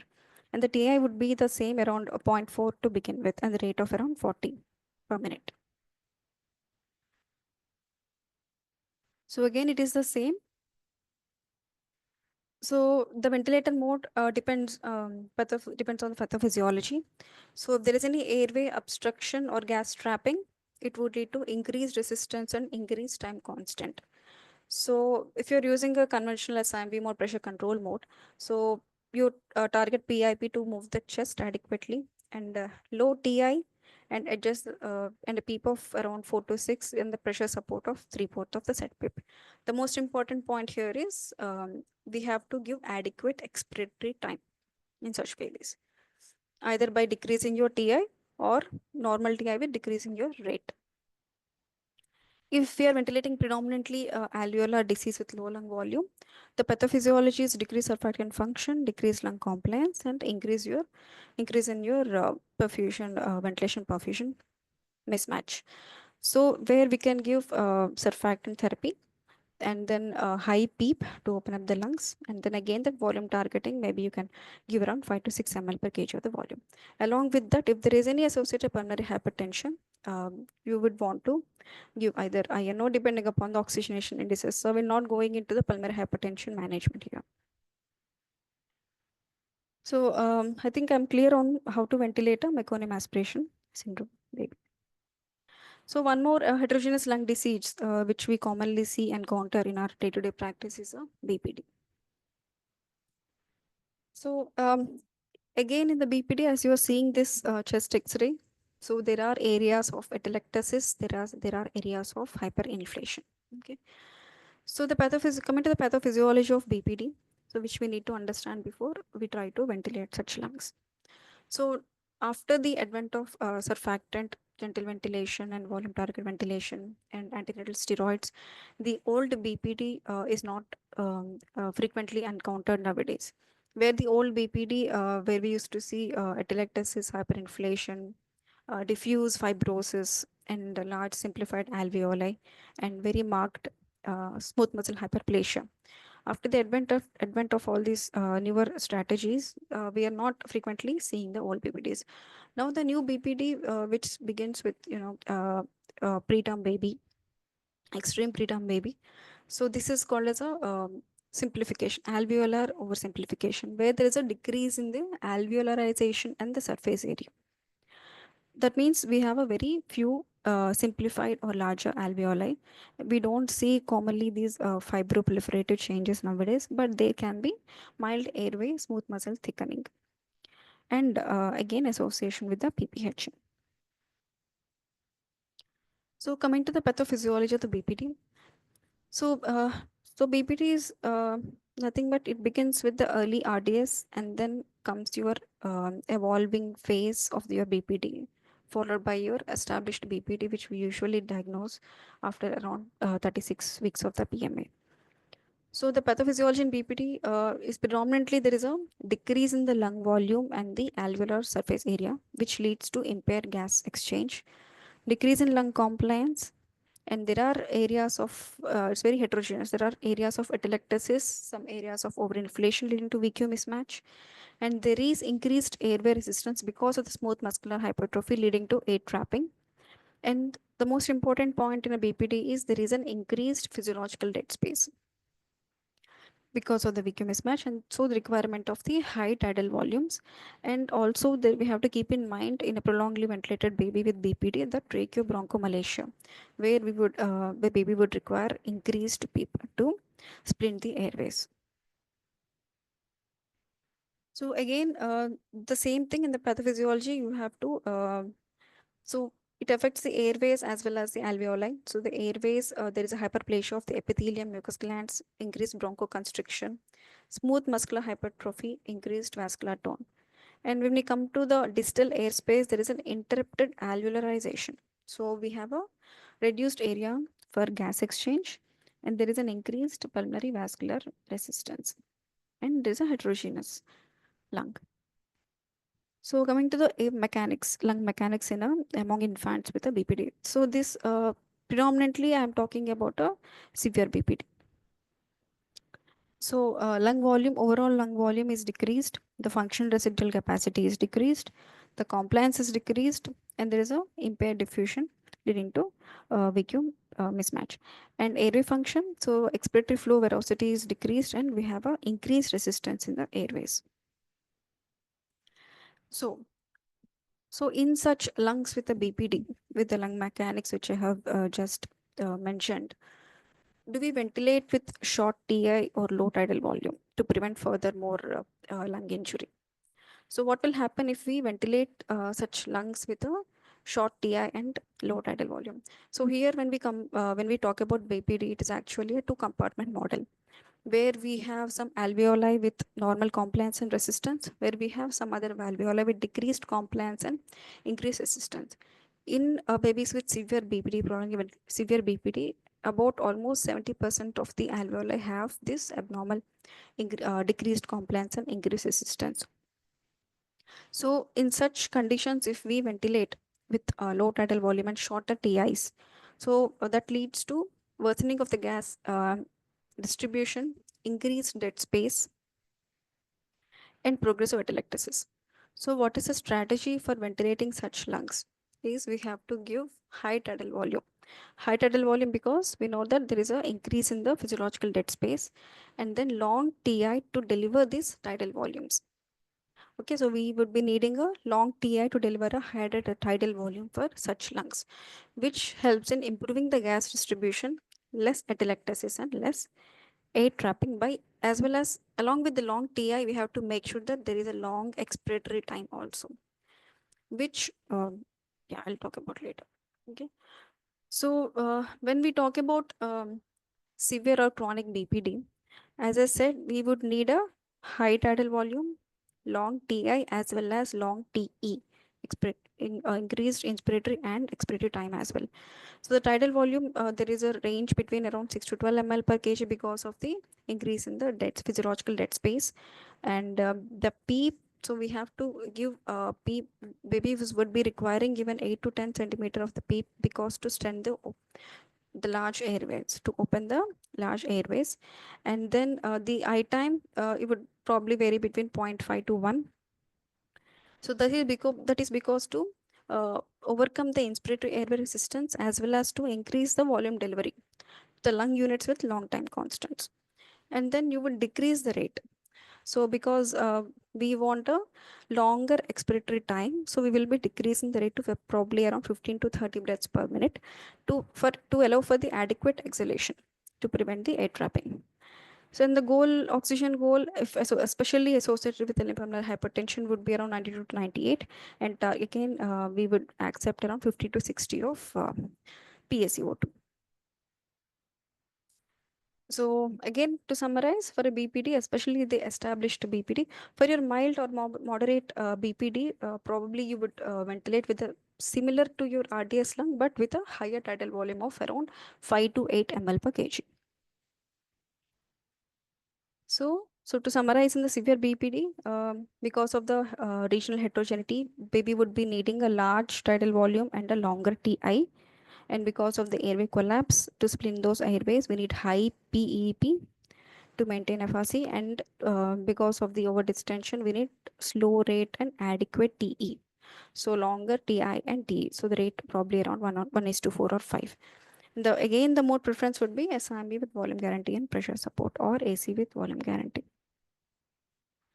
The target, so you have to target especially if there is a pulmonary hypertension and low permissive hypercapnia, and then you have to maintain a good adequate nutrition for the growth.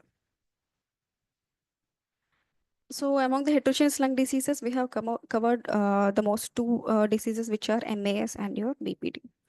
And when coming to ventilating a baby with PPHN, see, we most commonly see pulmonary hypertension secondary to lung diseases, especially in case of any MAS or RDS, if we are not adequately or optimally ventilating the lung, and BPD. And then pulmonary hypoplasia, that is CDH, and which is seen in either CDH or severe oligohydramnios. And PPHN is either radiopathic, and it can be secondary to your polycythemia, hyperviscosity, and it can also be seen as a side effect of your therapeutic hypothermia. I would be talking managing a lung with pulmonary hypertension, especially secondary to a lung disease. So how does PPHN occur secondary to a lung disease? That is most importantly, that is because of inadequate recruitment of the lung, which leads to VQ mismatch, acidosis, and then finally your hypoxic respiratory failure. So any acidosis, hypoxia, it causes pulmonary vasoconstriction. So this is the most important curve which you have to keep it in mind whenever we talk about PPHN. So if you can see on the x-axis we have your lung volume, on the y-axis we have your pulmonary vascular resistance. So if you can see, the least pulmonary vascular resistance is at the optimal FRC. That is, if the FRC is coming down, if the decreased FRC indicates that there is an atelectasis, where your pulmonary vascular resistance is high.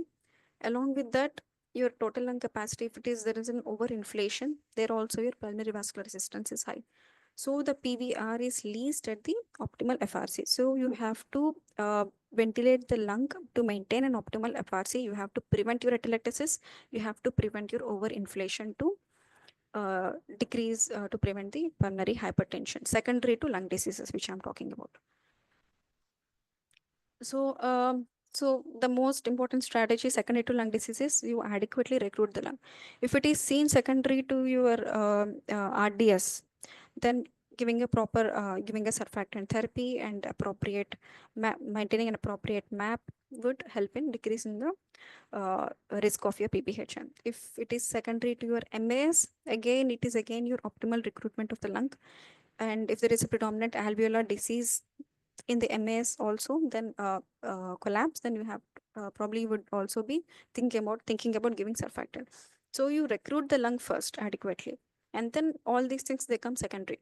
Where your supportive care, you have to correct the metabolic acidosis, sedation only in selective cases, and then maintain adequate perfusion, gentle ventilation, and maintain tidal volume of appropriate tidal volume. And then you have to target a preductal SpO2 more than 85%, and maintain a pH more than 7.25, PaO2 between 50 to 80, and PCO2 again between 50 to 60. If the pressure requirement secondary to lung disease, if it is going beyond 25 or 28 or MAP beyond 12, then you can go to HFO ventilation.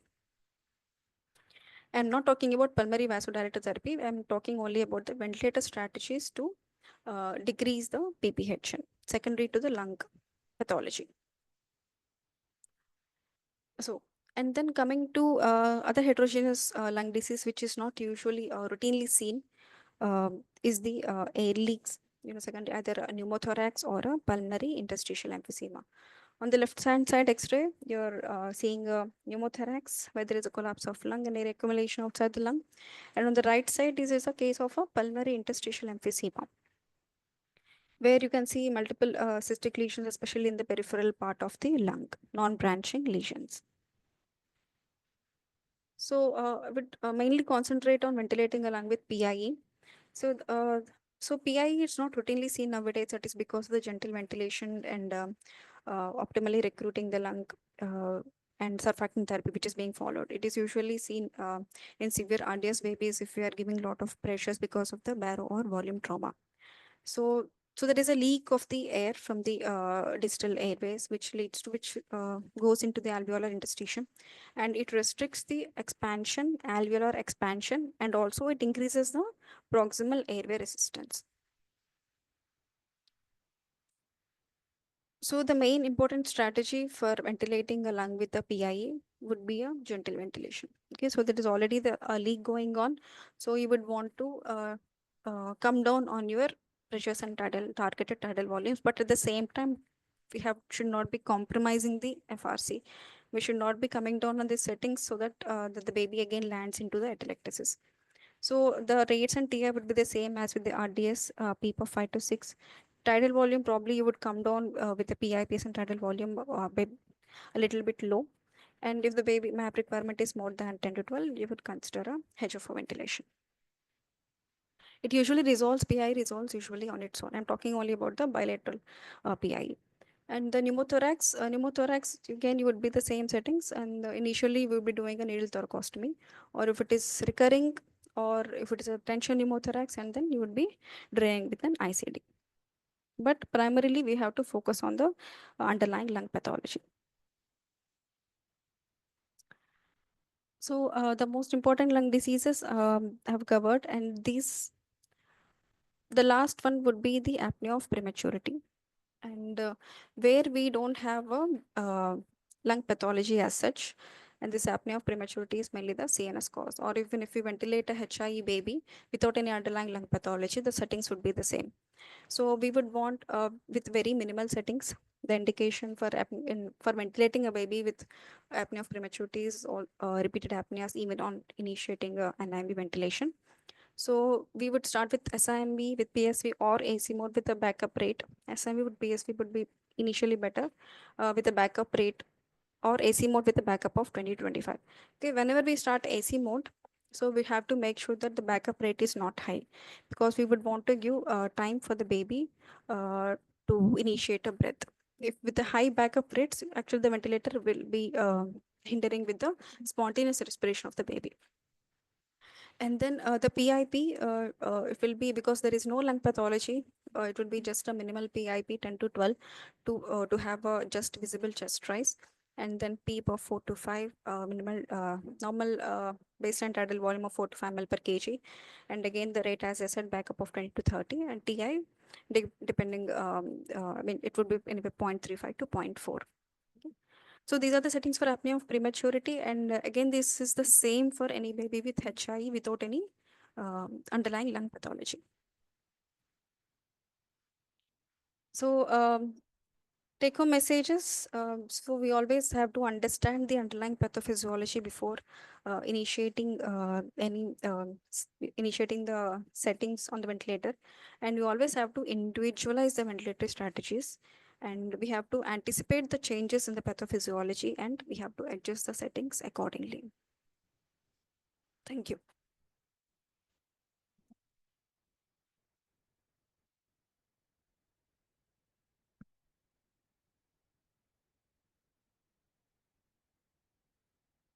Any queries?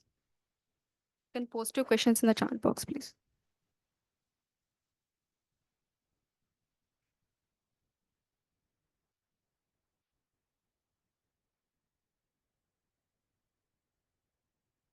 Yeah. Thank you, Dr. Apurva.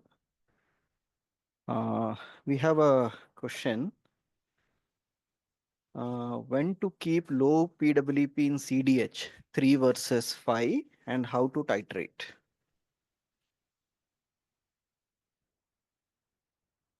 You want to take up the question? So in a CDH baby with the, especially the main pathophysiology being the pulmonary hyperplasia, that's okay. So probably not 3. We have to maintain a minimum FRC for such babies, even with lung hyperplasia. It will not cause much of a. We would want to avoid high PEEP in such babies. Okay, so probably you can begin with 4 to 5, and depending upon the baby's condition response, clinical response, and also the X-ray, and then you can titrate the PEP. So coming to very less PEP is again detrimental, because we have to maintain a adequate FRC in such babies.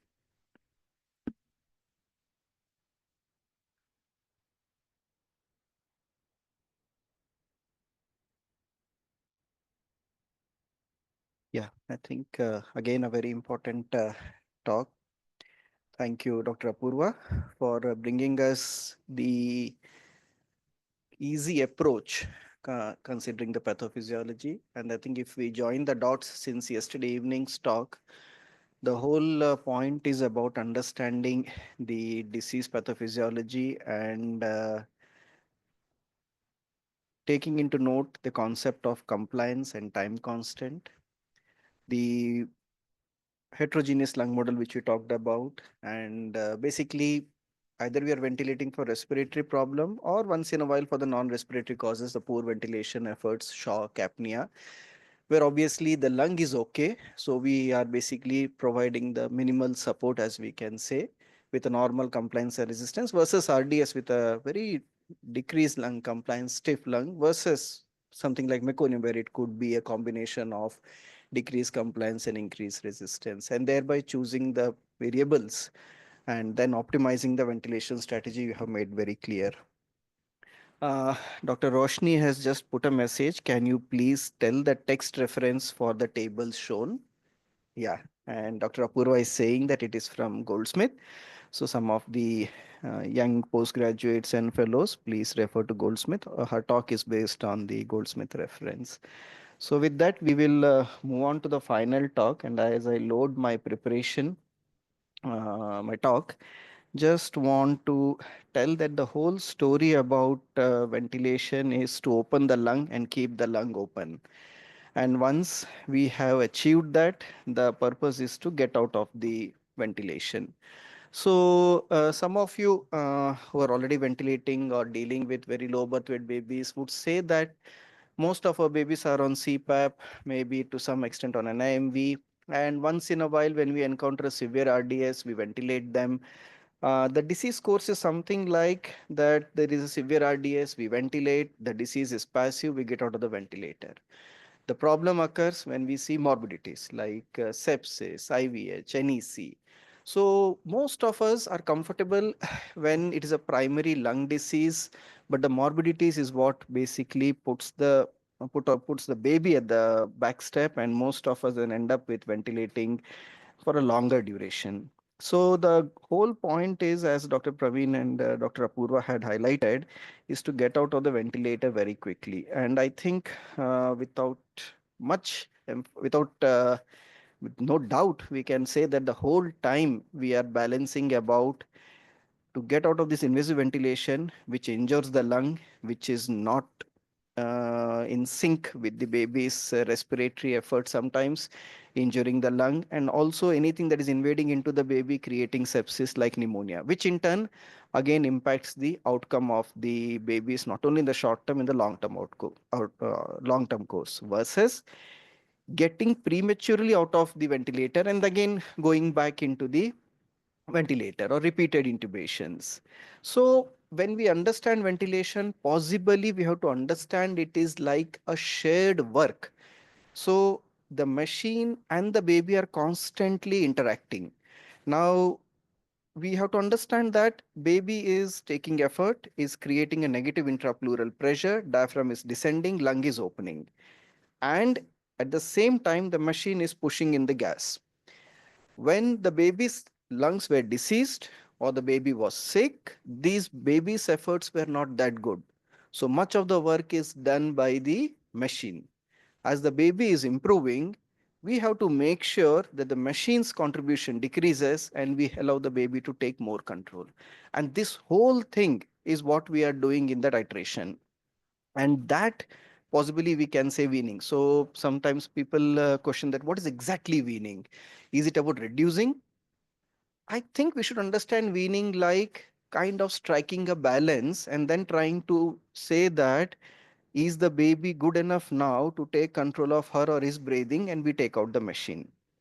So at the backdrop, we want to give this invasive support for the shortest, but there are so many modes, they are so confusing, so we are yet coming to terms that which mode is good. And when you review the literature, there are no RCTs to say that should I choose SIMV, should I choose assist control, should I choose PSV. So we have to understand that we are dealing with small lung volumes, rapid rates, possibly leak at the ET tubes, and these all make the ventilation very challenging. And that is what I think we picked up the points from Dr. Apurva's talk and Dr. Praveen's talk. And to add to that, when we listen to one person, we feel that this is the strategy. When we listen to other person, this is the strategy. So there is huge individual styles within the same unit across the globe. And when we put all these together, we sometimes end up with a scenario where it is like Abhimanyu of Mahabharata. We know to get into the chakra view, but we don't know how to get out of it. So I think a lot of work needs to be done around this area, possibly coming out with consensus guidelines and possibly to have at least at a unit level a uniformity in our approach and assessment so that we know that now the baby is better. This is the time we are going to decrease the supports or optimize the supports and then get out of the ventilator. So I think some of you can put in the chat this response. This is a scenario which has happened like today morning. I go to the rounds. I have a 36-hour-old, 32-weeker, 2 kilo TTNB ventilated. So baby's respiratory settings are 16 PIP, PWP5 is on room air and is generating 14 ml for a 2 kilo baby. Dr. Apurva told us that we should only target 4 to 5 ml per kg physiological PWP. And here the baby with that minimal support is generating so much of efforts. And sister is saying baby is constantly fighting the ventilator, hemodynamically stable. Should I give sedation? So Sunday morning, not much of staff. I am worried. I will say, कल सुबह देखते हैं. Let's do it tomorrow morning. But this scenario, which I'm sure happening in every unit, sometimes in the evening rounds, this is the scenario we say we'll do tomorrow morning. But what we forget is that in a given hour, at 40 minutes, at 40 breaths per minute, we are giving 2,500 breaths. And if you look at a 10 to 12 hours, it is 25,000 to 30,000. In 24 hours, it is about 60,000 breaths to the baby.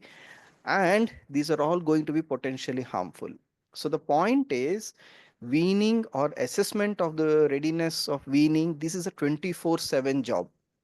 And it is not going to be a one-time morning rounds affair or an evening rounds affair. There was an interesting study a few years back published in a reputed journal where they tried to look at when you're talking about weaning with the aim of reducing the duration of ventilation. They tried to compare from a retrospective data. One was physician driven versus nursing driven. And you won't believe that the nurse led or the nursing officers led approach resulted in a shorter duration of ventilation than a physician led. So the first learning point which I want is it's a 24/7. Once the baby is on ventilator, keep thinking, as Dr. Praveen said. Second, it's a collaborative effort. It cannot be a clinician or a consultant coming to the round, standing bedside, and then looking at a snapshot of the baby or some records. But it has to be a contributory effort both from the nursing team and the support care team together with the physician. In the Western countries, you all know they have respiratory therapist and the whole team, but here we don all the hats. So it is more important that the sister and the doctor and the nursing staff, they work hand in hand. I need not reiterate that whenever we are invading, as we are going to injure the lung, because any pressure which is going to stretch is going to create inflammation. And as they said, volume is the biggest culprit. But when you go inside the vocal cord, you're going to damage the vocal cord. There is going to be a lot of pain to the baby, obviously air leaks and BPD. So these are the hazards which are well established with any invasive ventilation. So that is why the duration of ventilation is one important predictor for not only the immediate but the long-term outcome. For each additional week of ventilation in babies who are as small as less than 28 weeks, there is a decreased long-term neurodevelopment outcomes or decreased in the optimal outcomes for each additional week. So that means hours, days, and not only about that whole thing that we are targeting about 1 week as a limit, but you have to say that each passing day we are going to create more problems for the baby. I think when you're talking about the conventional ventilation, we are going to talk about either you ask the machine and say, machine, you give this much of pressure, or you can go up to this much of pressure to open the lung and then keep it open. And then this will result in so much of volume delivery. Or you ask the machine, you give this much of tidal volume, and I will allow you to take up to this much of pressure. So I think this is what the basic, either you control the pressure or you control the volume, or you allow the machine to take up certain pressure to deliver the volume. So today, when we are going to talk about weaning, I am going to predominantly talk about weaning on this pressure controlled and volume controlled or volume targeted ventilation modes. I'm not going to talk much on HFO weaning, which Dr. Zaki will take up in his class, and will ensure that how we set up and wean from HFO. But from morning, we have been talking about synchrony, and we said that we have SIMV, assist control, and we have pressure support ventilation between SIME assist control. The trigger from the patient is monitored. Either there is complete support to all the breaths in assist control to few breaths as set in case of SIMV, and the machine goes into expiration with a set I time. Whereas in a pressure support, which is called flow cycled, the baby coming into expiration is detected by the flow sensor, and the machine then says that now since baby's flows are decreasing, baby is going into expiration, let me also shut my inspiration. And in this case, the flow cycled pressure support ventilation, the I times might be very short. So that's why sometimes it is inadequate to give enough volume or tidal volume or pressure and keep the lung recruited. So the major consensus is most of the places people will use SIMV or assist control, possibly targeting the tidal volume. So now with this background of possibly ventilating a baby with using SIMV with or without volume guarantee or targeting volume, or assist control with the same concept, we will talk about how the situation evolves. And for that, we basically understood that to open the lung, I require enough mean airway pressure. And to achieve a mean airway pressure, yesterday Srinivasa told that it is the PWP, PIP, and the TI, which are determinants, which in turn determines the MAP. And then we talked that second is FiO2.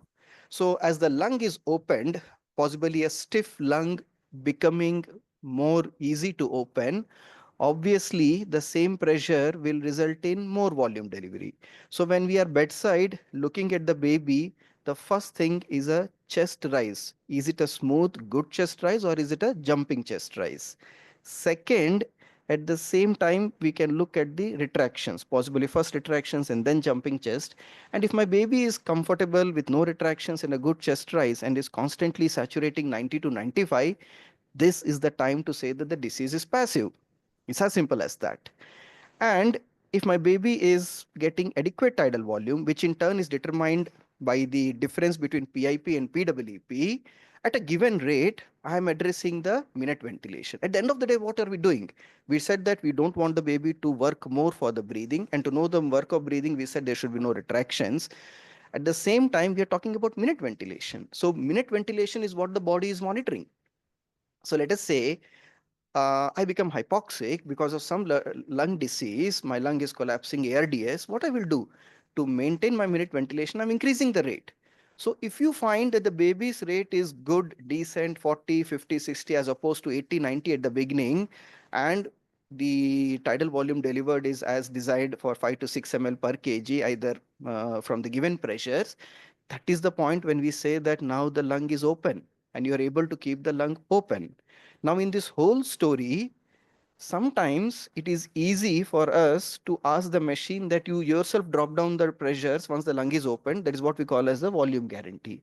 Or we sit bedside and decrease the PIPs to decrease the tidal volume and keep it in the zone of 4 to 6 as the lung is opened. Now, how do we achieve this is what the whole story is. So the first important thing and the only thing to remember is open the lung and keep the lung open and don't over distend. And that is what Dr. Apurva showed in her beautiful graph, that we have to ventilate the baby's lung at that slope of the PV curve, not at the two extremes. And for this, we have to give adequate PWP, and then we have to ensure that we are not over distending the lung.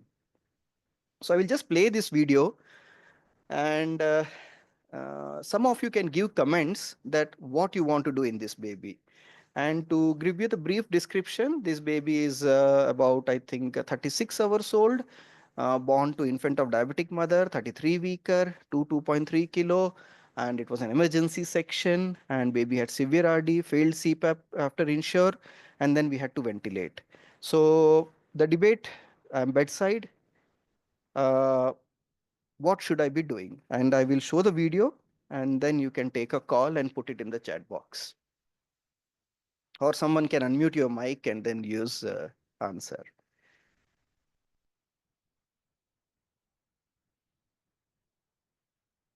So I'm again playing. Sorry, yeah. Alright. Why is that case? So now I will tell that the pressure settings are 16 PIP, PWP 5, rate is 40, FiO2 is 50%.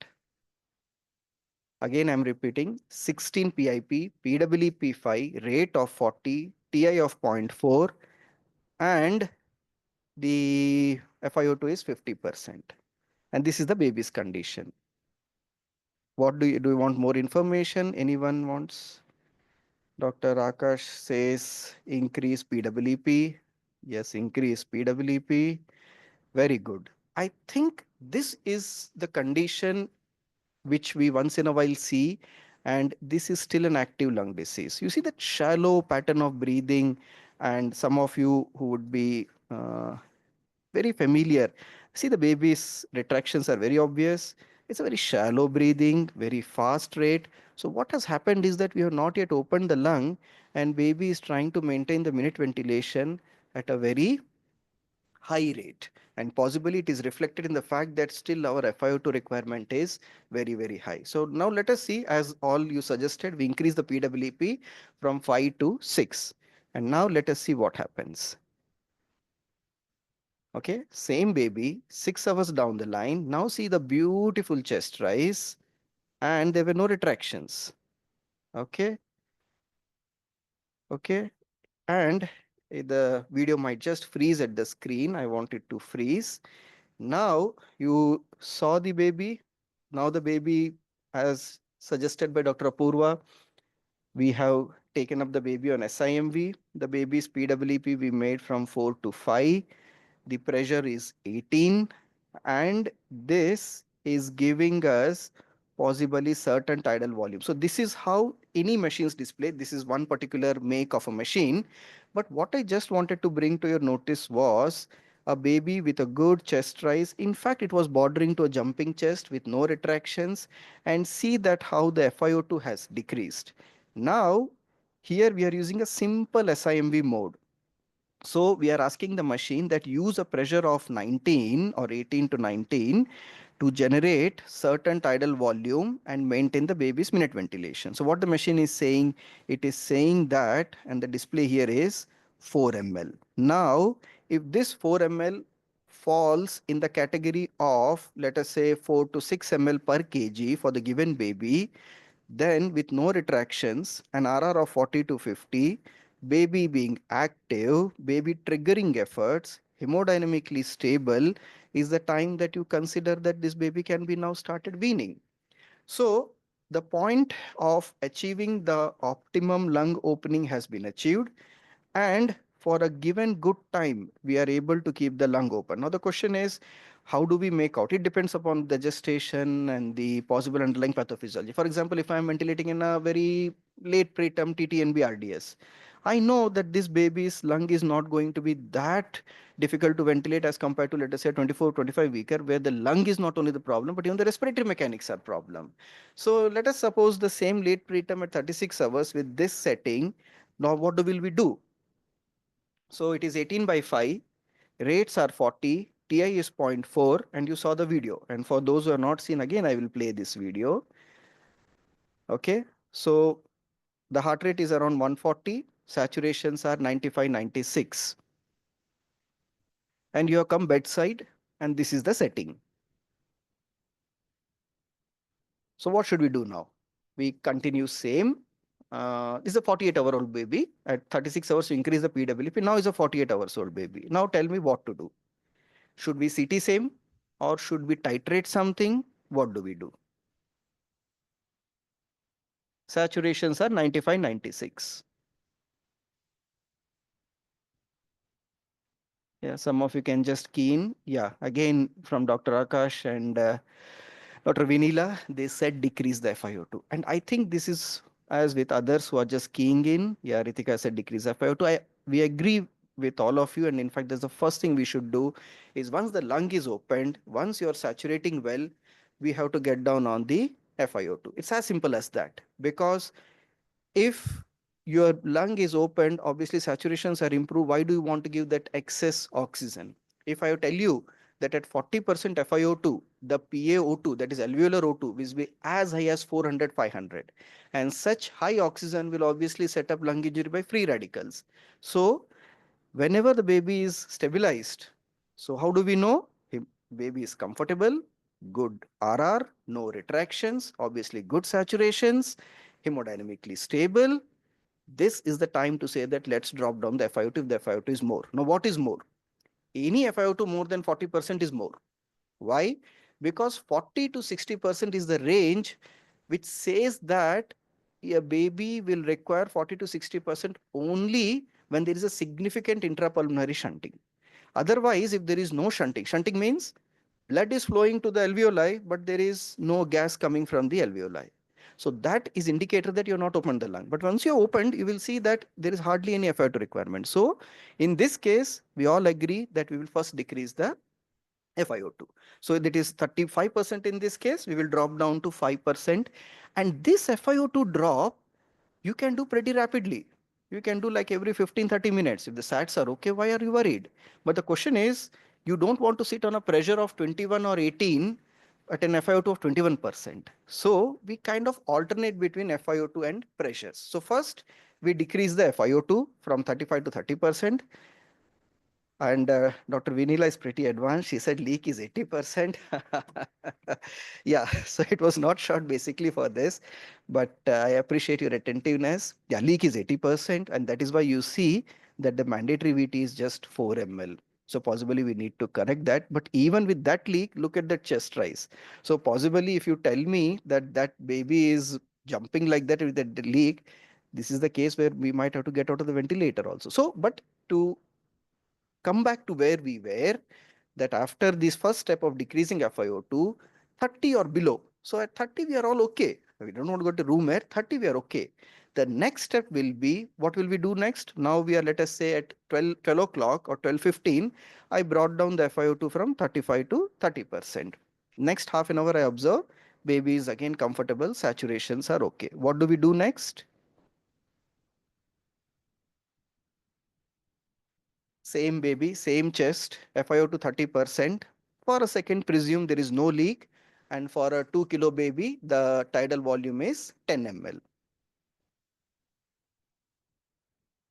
Yes. So I think decreasing the PIP.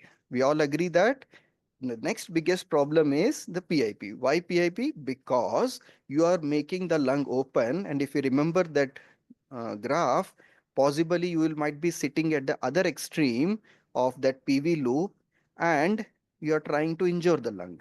So we all agree that monitoring the chest rise or the tidal volume, there are two things to it. The machine will display that what is the tidal volume going. So in the absence of a leak, if that tidal volume is sitting in the range, that means maybe there is a chance to decrease the PIP. Either you do, or in the hybrid mode, which Dr. Shriram will cover, the machine will have the liberty to decrease on its own, monitoring the tidal volume. And that is called as volume guarantee or volume targeted ventilation, which we'll discuss in detail again. So for now, I presume that we don't know what is hybrid mode. We are just using SIMV, where we can look at the chest rise or the tidal volume in the machine graphs and decrease the pressure. I agree with you that after FiO2, the pressure. Now, when we talk about pressure, we might look at 1 to 2 centimeter. So from, let us say 18, 19, we might drop down by 1 to 2, that is 17 or 16, and hold on that pressure. So 16 or 17 as the PIP, PWP5, FiO2 30%, I can look at for the next 6 to 12 hours. And if my baby is otherwise stable, then I will say that now I have achieved the minimal settings. Now, what is minimal setting? For most of the consensus, when we talk about the disease specific ventilation for RDS or RDS TTNB, we say that the starting pressures are usually around 18, 19 to 20 in the smallest of the babies. And our working pressures are between 16, 18. At a 16 PIP, if my tidal volume is good, I am pretty happy that this baby is fine. 16 by 5 with FiO2 30%, rate of 40, TI time of 0.4, a 48-hour-old baby. What do we do next? So baby is now 48 hours old. I said is a 32-33 weeker, ventilated RDS, PIP is 16, rates are PIP 16, PWP 5, rates are 40, TI is 0.4. What do we do next?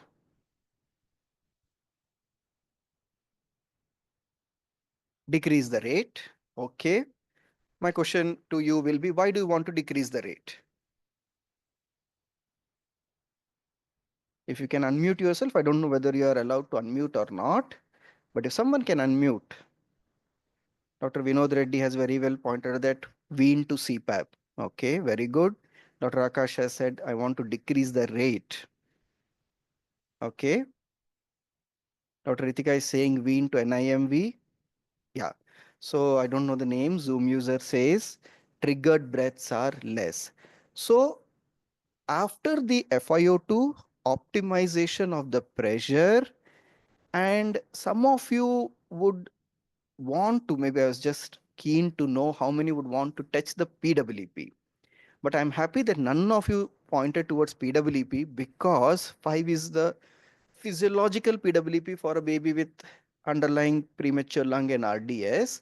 But once in a while, if you are in a PWP 8 or 9 and people do ventilate at high PWP of 8 also, you might be getting it to 6 and 7 range.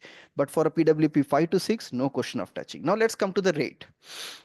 There are both the approaches are correct. If you tell me that this is a bigger baby with good respiratory mechanics, nice diaphragm, good intercostal muscle strength, I need not decrease the rate. I can straight away extubate the baby to CPAP. Mind you, is a 32 to 33 weeker. So 32 to 33 weeker, 2 kilo is a pretty good baby. I can directly extubate to CPAP. But if the same baby, same setting, sorry, the same setting, but a baby is, let us say, as small as 26, 27 weeker. There, one of the strategies is, after optimizing the pressure, decrease the rate.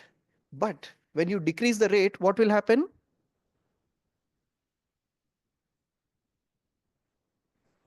When you decrease the rate, what will happen?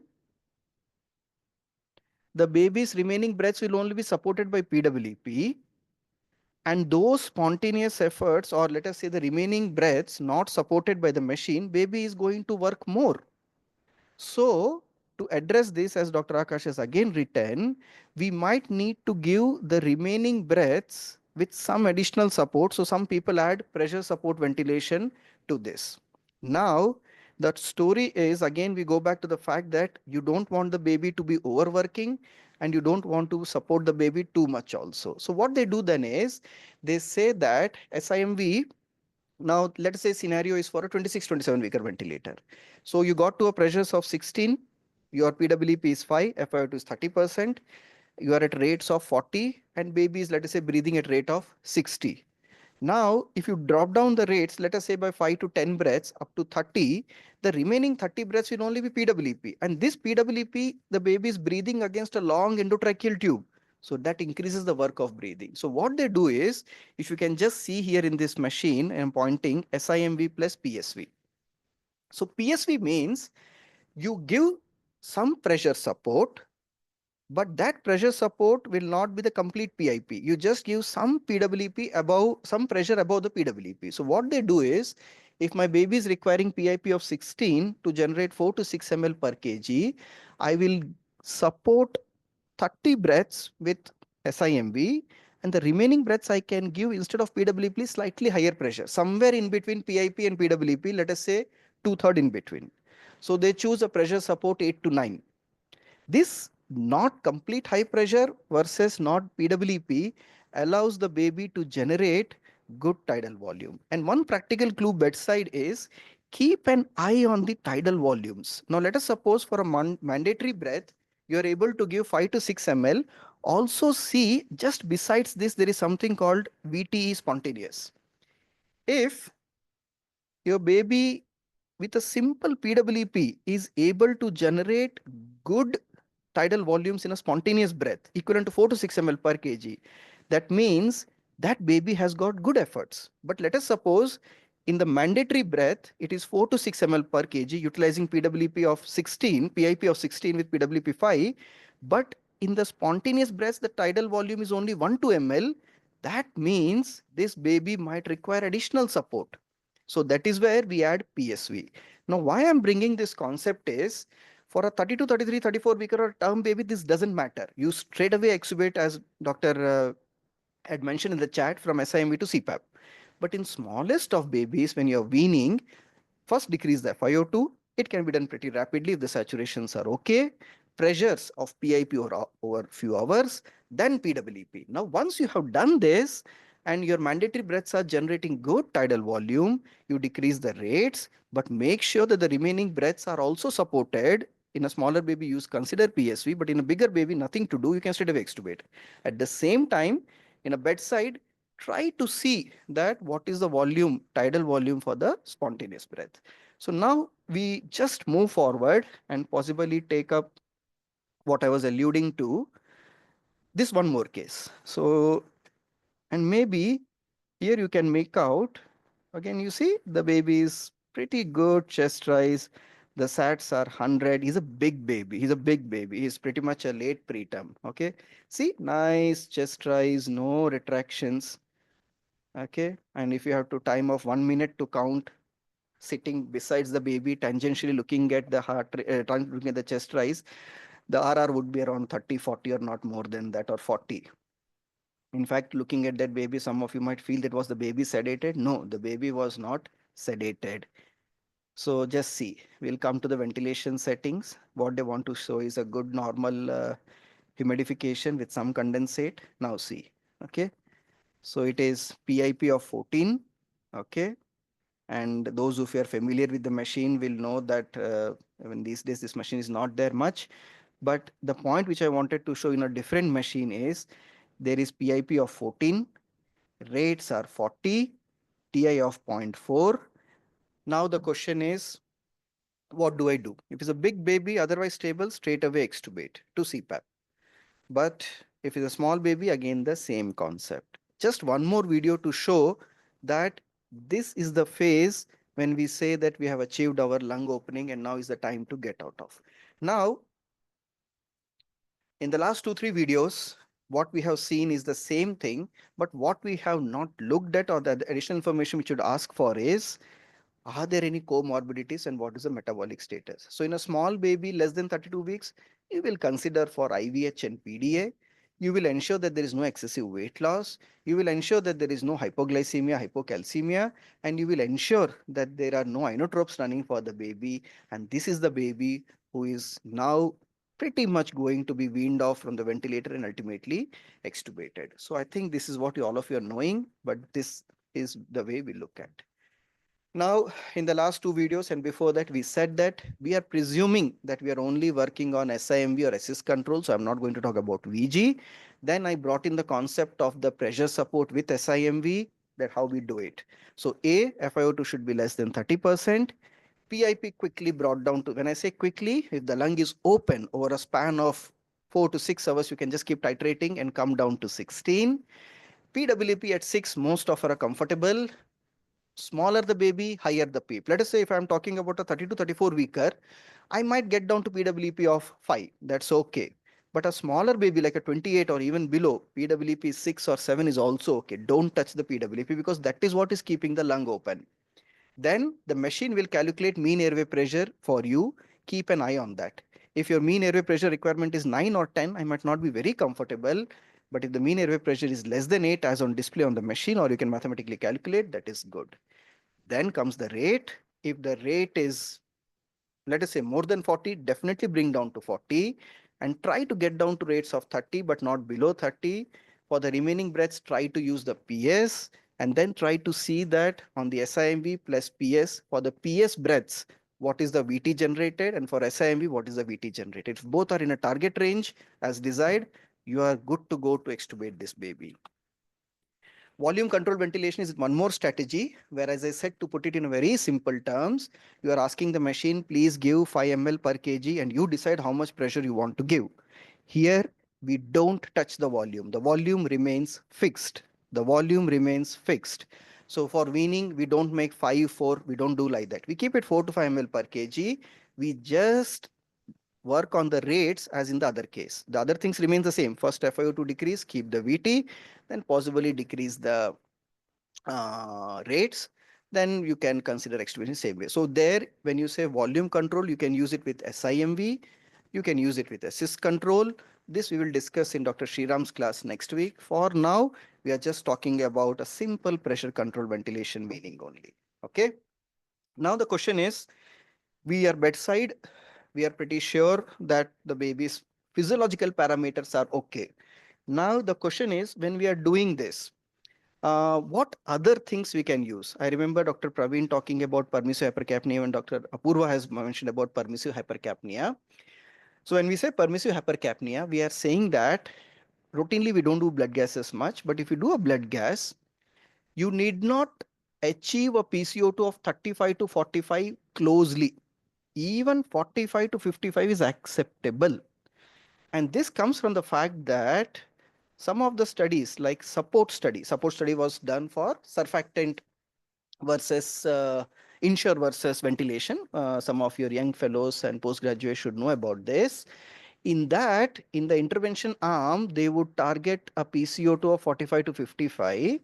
And in that ventilation arm, they were 35 to 45. And from that study, there was this important finding that when you are practicing this, you're allowing the PCO to 45, 55 without increasing the pressures to drop down the PCO2. We have to remember that for CO2, either you increase the PIP to PWP difference, that is called the driving pressure, or you increase the rate.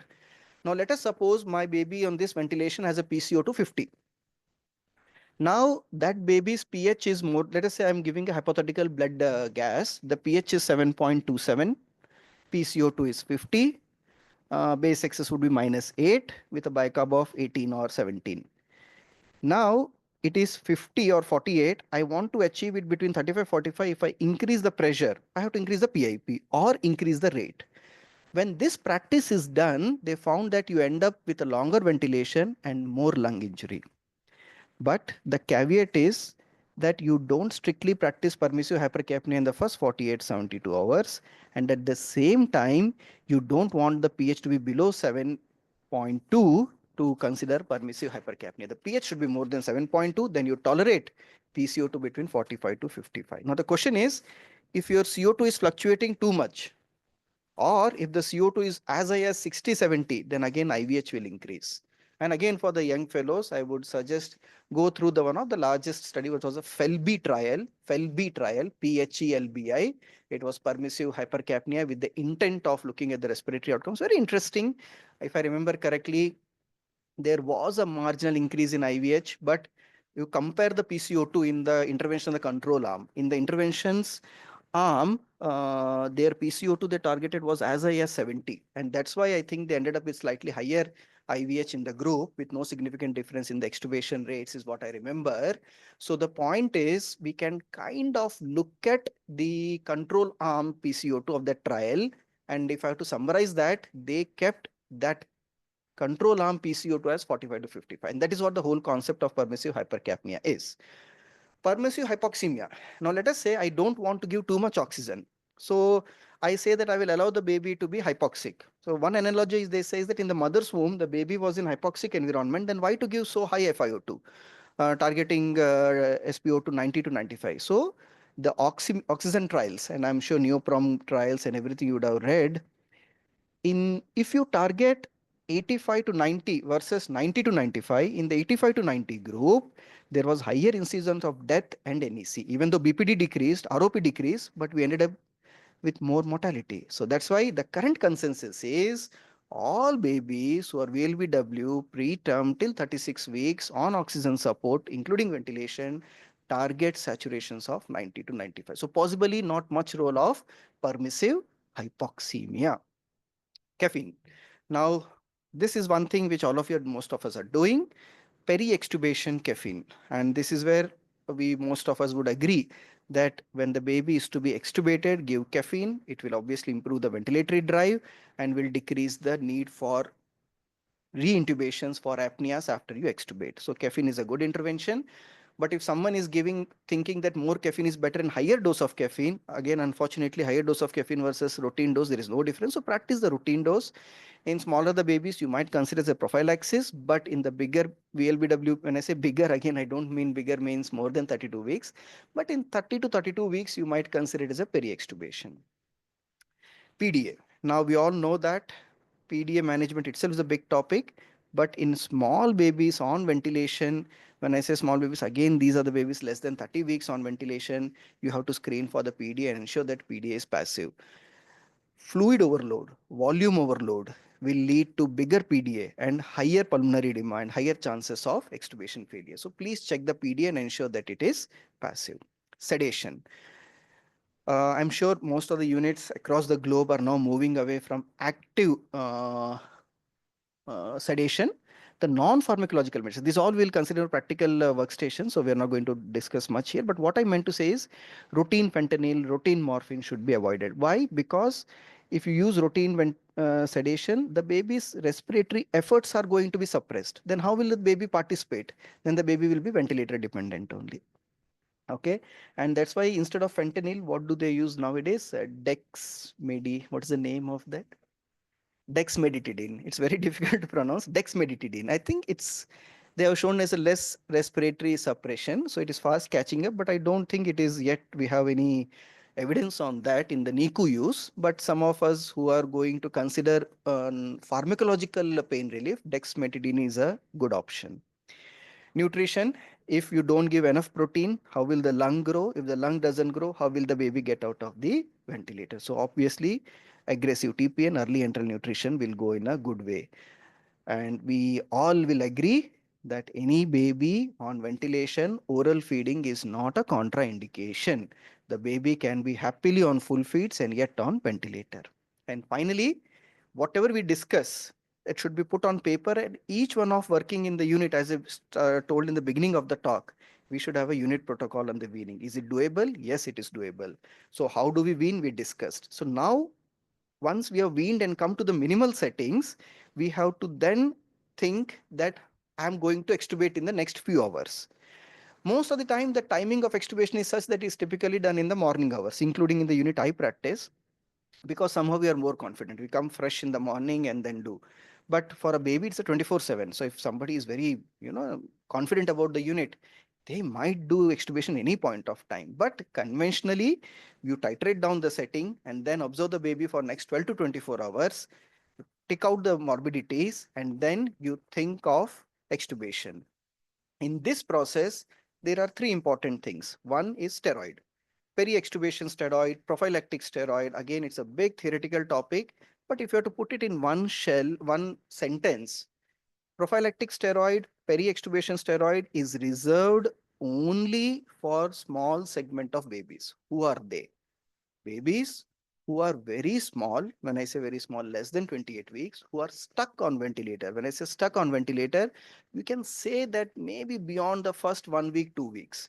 Because smaller the baby, delicate the lungs, difficult to ventilate. So we expect that few days of ventilation will be there. Yeah. So steroids is reserved to be considered, whether hydrocort or dexamethasone. Those who are interested, we can share the literature. Or Dr. Abhay, you are kindly mute yourself. सब हमेशा उल्टी कर देता है Dr. Abhay, kindly mute yourself. We can mute him. Okay, fair enough. So steroids, again, big topic, but prophylactic hydrocortisone, dexamethasone, I'm sure Dr. Apurva is also here in your unit. In most of the units, we are not considering as a prophylaxis even for smallest of the babies right in the first week. But we use it as a rescue, I guess, when the baby is stuck on the ventilator beyond or the failed extubation. So, but routine peri-extubation dexamethasone for glottic edema, never do that. Similarly is the case with diuretics. And for the young fellows, I can say that if you give diuretic, it will create more prostaglandin, and more prostaglandin will open the duct. So I think it is not going to be useful. And again, there is a good literature saying that diuretics did not impact. I mean, these are all not RCTs, but observational studies. The diuretics did not impact the duration of ventilation. Then nebulizations as a routine, peri-extubation or post-extubation epinephrine, and this is not required, but if the baby has stridor, we all consider the adrenaline nebulization once in a while if it was a difficult intubation, traumatic intubation. So this is just about at the extubation, but then comes the most important thing, and that is about the extubation. Now, this is where we fail. We are good at identifying a stable baby. We are good at bringing down to weaning, but the literature from adult ICUs is very clear that extubation step, that is when you're pulling out that ET, is the most, if I can say, improperly managed step. So there are two phases for this. Peri-extubation, you can divide it into kind of two zones, 1 to 2 hours before the actual event of extubation and the preceding 6 hours. So let us suppose it's so common that just yesterday I saw in the unit that you are just going to extubate the baby and then you check the weight, do the oil massage or whatever. You are creating more stress on the baby. So whatever you want to do, let us say some procedures, investigations, do it well in advance, not in that 15 minutes, half an hour.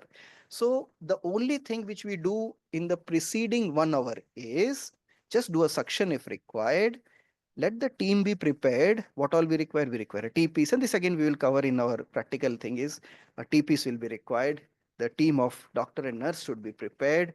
And the extubation should happen under visual inspection, applying the PWP. Because you have to understand that the moment you remove the tube, there is a tendency for the lung to collapse. So keep everything ready, including your nasal interfaces.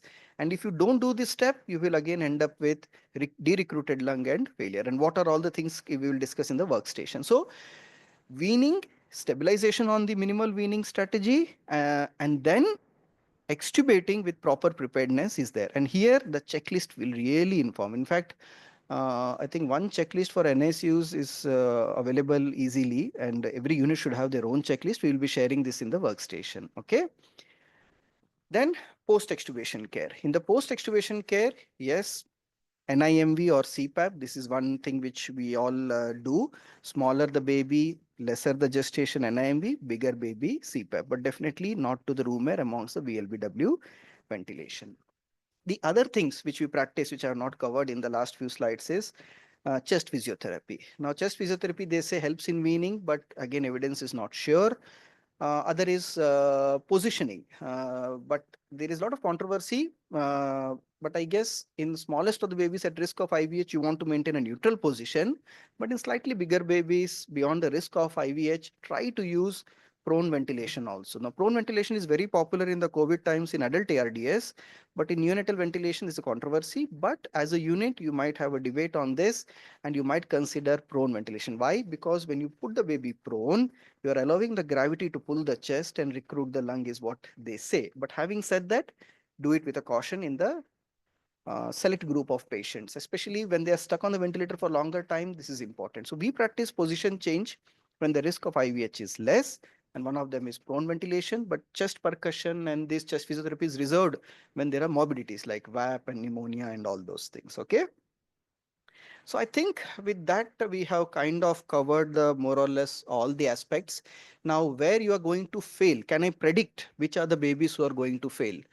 So smaller the baby, less than 26 weeks, less than 800 grams, babies who are having sepsis, IVH, NEC, malformations, as Dr. Apurva said, pulmonary hypoplasias, presence of shock, and these are the things where we are going to fail. We all know about it. One point in peri-extubation which I didn't tell is about the spontaneous breath test. I don't know how many of you are doing spontaneous breath test. Spontaneous breath test means they will just keep the CPAP, the machine, just keep the baby on CPAP and allow the baby to breathe on CPAP and then see whether baby's efforts are good, saturations are maintained or not. How many of you are doing the spontaneous breath test? Can someone put in the chat box? Okay, Dr. Rezin says she does. She or he, sorry, Dr. Rezin says they do. Anyone else doing? Yeah, very interesting. Now, the problem with this spontaneous breath test is it is widely practiced, but there is no uniform definition, like for how long, with what PWP. So most of the time, Dr. Ritika said that they do, but most of the time, what the literature says about is if I have to summarize the evidence on spontaneous breath test, people have used it for 30 minutes to 6 hours to 24 hours also. If you understand the simple physiology, if you allow the smallest of the babies to breathe only on PWP through an ET tube, you are increasing the work of breathing, you are making the baby fatigue and fail. Possibly in a select case for shortest duration, you might consider and see that whether the baby is able to generate good efforts, but definitely not for the prolonged time. But if I have to summarize the evidence from one sentence, what the spontaneous breath test is about is it has got good sensitivity, but it has got very poor specificity. Sensitivity means it can predict those who will successfully extubate. Specificity means it cannot predict who will fail extubation. If it cannot predict those who are going to fail extubation, then why I should use this test is one of the questions. But having said that, it is one of the bedside tools which we use to possibly it is the most easiest tool to use. Uh, the bedside physiological examination or clinical examination is the easy, and to add to that, some people and some units use spontaneous breath test. Now, what I have not covered here, which acts as an ancillary information, is the interpretation of graphics, the calculated parameters on the machine, like how is the resistance compliance, how is the C dynamic, C20 by C. These are all the things which we use as an add-on information in assessing the readiness. The point is, if the machine tells me that the calculated compliance is good, the baby C20 by C is normal, the baby's resistance is least, as madam showed the graph of a PV loop from a flat to a good, nice slope graph with a normal flow volume. These are all the things which we consider bedside. I have purposefully not included here because you will have a class by Dr. Tejo on pulmonary graphics, and maybe by the time you listen to the talk and come prepared on the workstation, we will be then you simulating in the scenario about this more. Okay. So with that, we conclude. I think it's 12:40. Open for queries.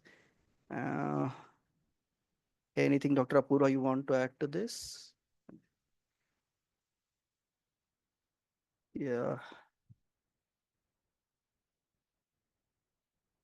So one query I thought people will ask me before or just before extubation, should we use PSV mode?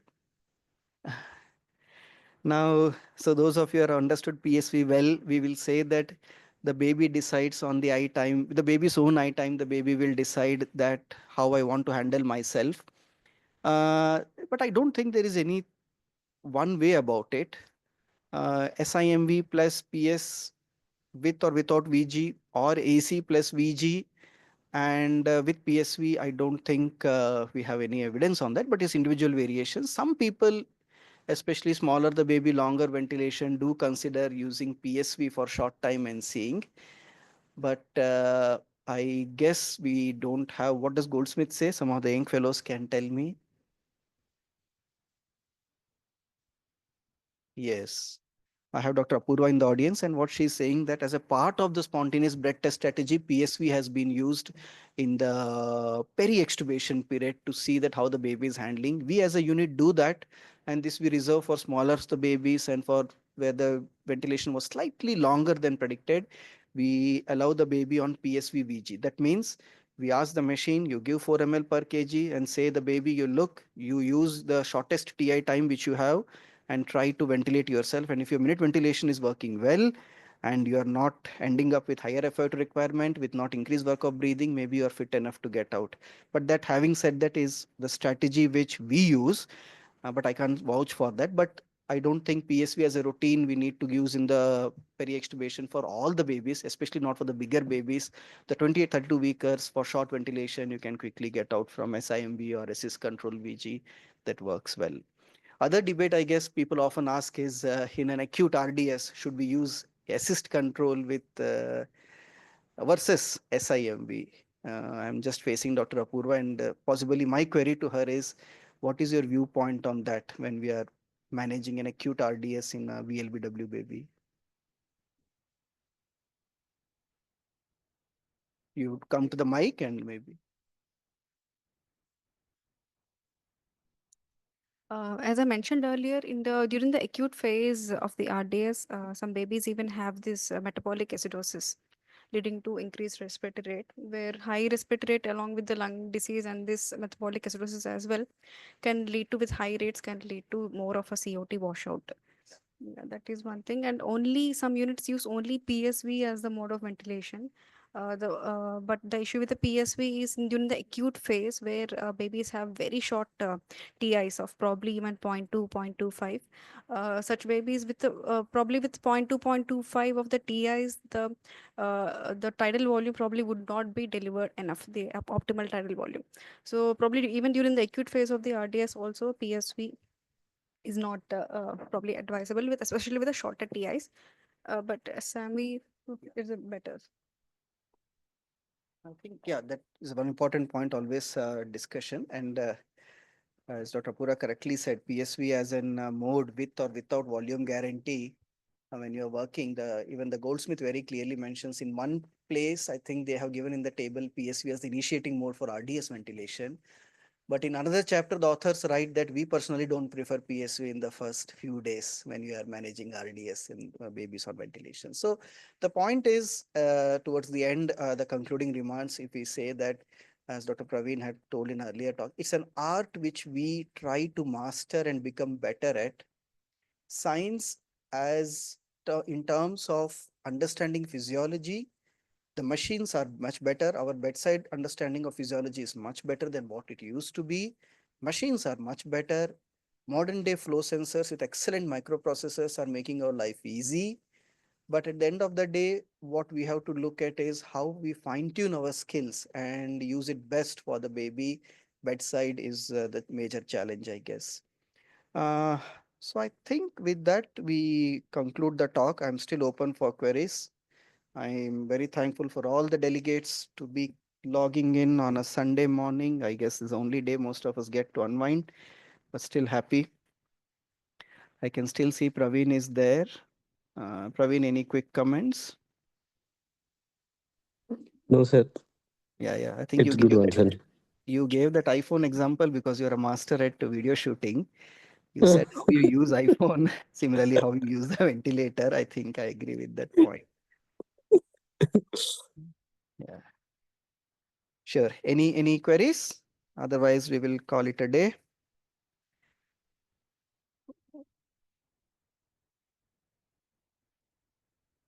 Sure. So the subsequent talks will be again on the next Saturday. The video record of all the talks are going to be made available in the group. Just give us one day as they compile. By tomorrow, we will have the 4 talks, including yesterday evening by Srinivas sir. And I would request all of you that participate actively, solve your queries, or we can share our learning even from your side and from our side. Okay. Thank you. Have a great day ahead. See you next Saturday.